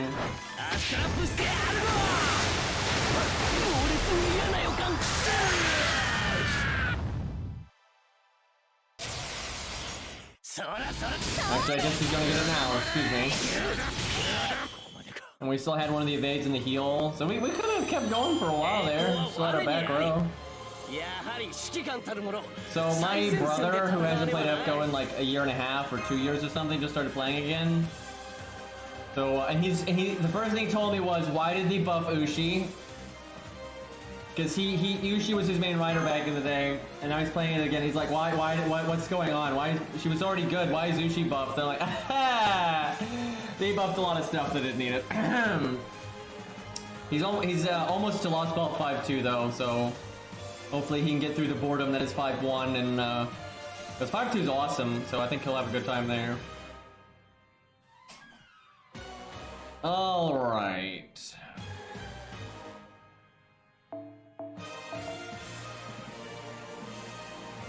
So, Archer is the best class here.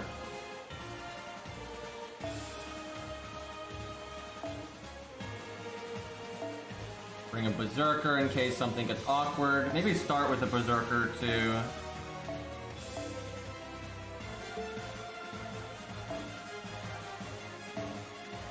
There we go.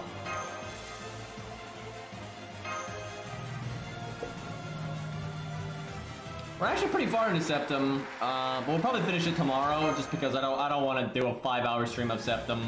But we're about to go to chapter 11, I think, and there's only 15, so that'll make next stream kind of nice. It'll be most of the boss fights. I am looking forward to the boss fights in the Septem, because I'm actually quite curious how much health they're going to have. Because Septem was the final, it was like the end of the content that was in day 1, so it's kind of interesting to see what they expected people to be able to handle them. Alright. No point in brave chaining, really. Okay. Do that.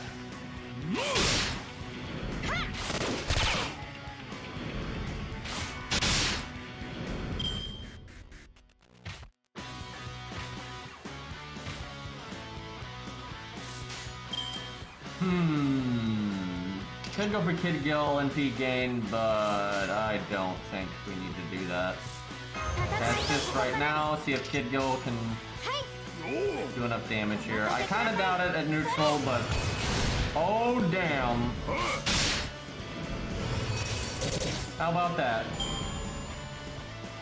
Got that high attack stat right now. Can he kill that one? Probably. Easy peasy. Boy, that was a throwaway stage. I've ever seen one. Ah, damn it. Imagine if he had more than one action per turn and he double crit blood axe and just killed him there. スピードで負けてるんだから君が勝てるはずないじゃないか。ね。5 Charlotte coins. Incredible. Not 3 turn. Yep, gotta turn in my FGO license. It's over, boys. Oh yeah, Jinkei, that's right. I forgot Jinkei's in Septem. Oh, what a dumb story.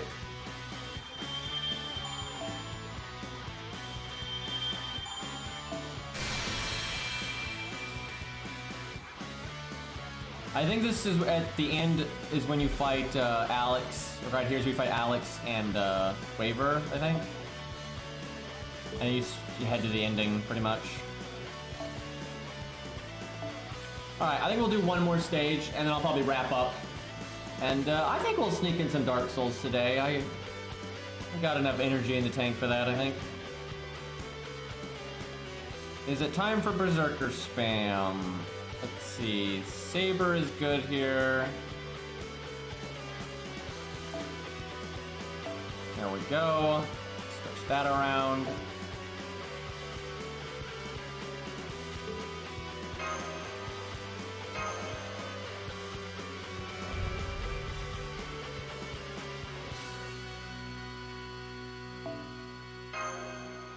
Oh yeah, we're getting ready to fight them. That's coming up. Oh yeah, Velvet exists. She was data mined a long time ago, but I think her plans have changed since then. She'll probably still get added eventually, but it'll probably be a bit of a wait, I suspect.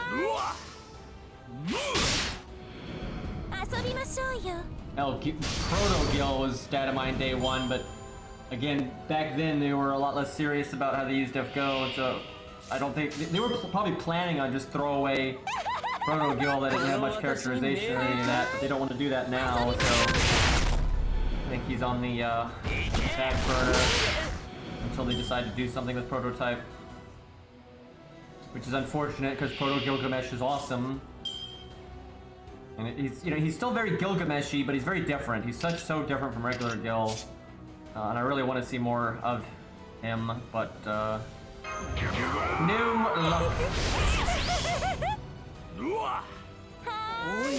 Too bad Jason doesn't have his charisma right now.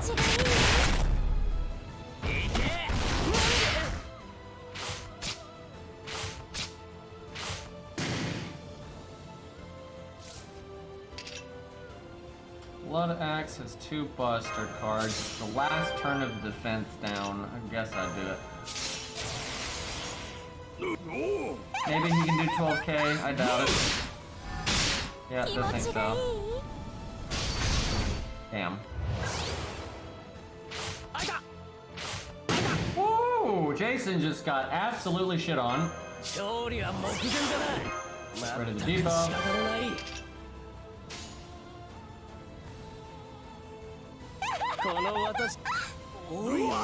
He can probably do 2k. Yep. Easy. Oh man, Sir K. That's one I've wanted for a while. I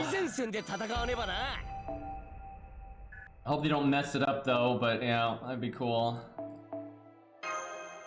Space Sir K. Don't even. Alright, boys. I think that's it for FGO for today.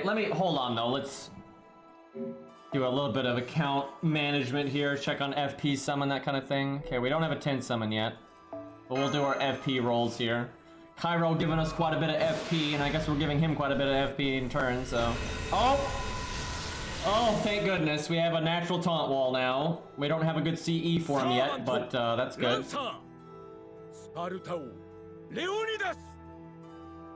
Very good, very good. Now we just need like K-scope, Cope scope, or limit break the new imaginary element. Which, funnily enough, the old one is better for Leonidas, but what are you gonna do? Paris, we almost had Paris in, because we knew we needed an archer that was a little bit better than what we had. And it was between Paris and Billy, and we actually figured Paris was better than Billy because of the buff removal and whatnot. So you'd use Paris too much, so we ended up picking Billy instead of Paris. But Paris was incredibly close to making the cut. And if we ever did like a season 2 of this, where we like remixed what units we were using, we'd probably try Paris instead of Billy next time, just cause.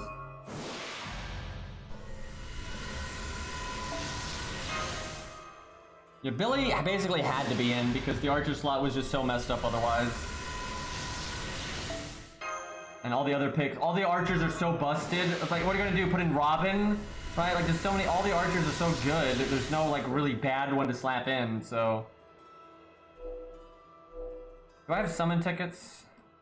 Can't remember if, I think we used those last time, but let me check. Oh, okay, we'll use those. Get a little Gasha hype at the end here. And then we'll save the 10 roll stuff though for later, because we're not quite at 30.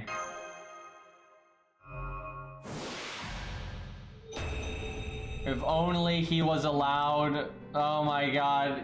He's so helpful. Good for farming. Good for hard boss fights. We have outrage. Music is looping. This is a VC Bronze Workshop theme, guys. Totally.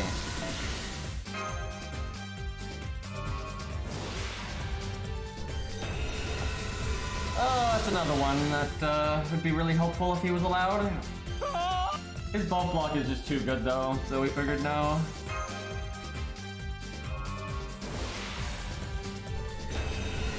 Worst master in all of Fate. Like, I mean that. She is such an idiot. Let's not go into that right now, but I swear they need to retcon her attitude, because she is just the dumbest master that has ever existed. She gets wrecked too.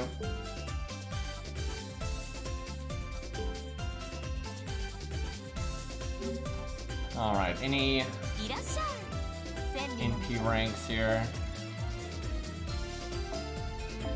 Yep, got another Charlotte. Very nice.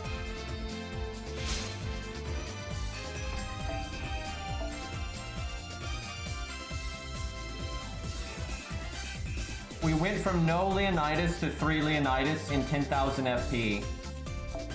How on earth does that happen? Oh, I should save one because it's good to have a level 1. Even on an account like this, that's worth keeping in mind. Like, I don't see this account soloing much, but because sometimes you want to throw away Taunt Wall for all kinds of reasons.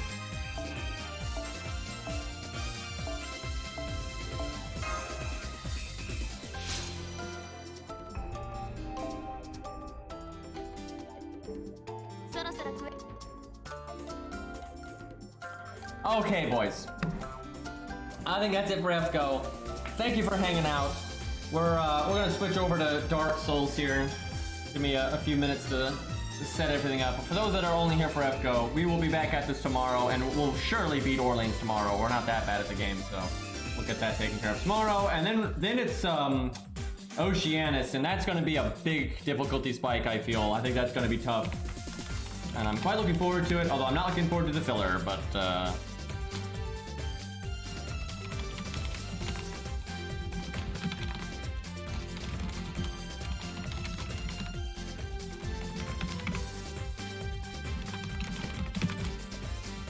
some chirpy music right here, though.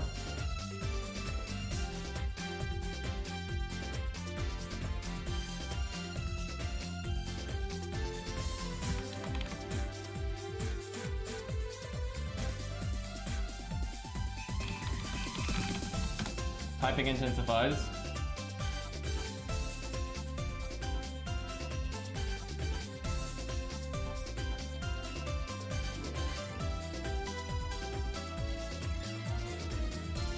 Okay, I am going to reset the stream real fast. That way the VODs are separated. I'll be back in like 10 seconds.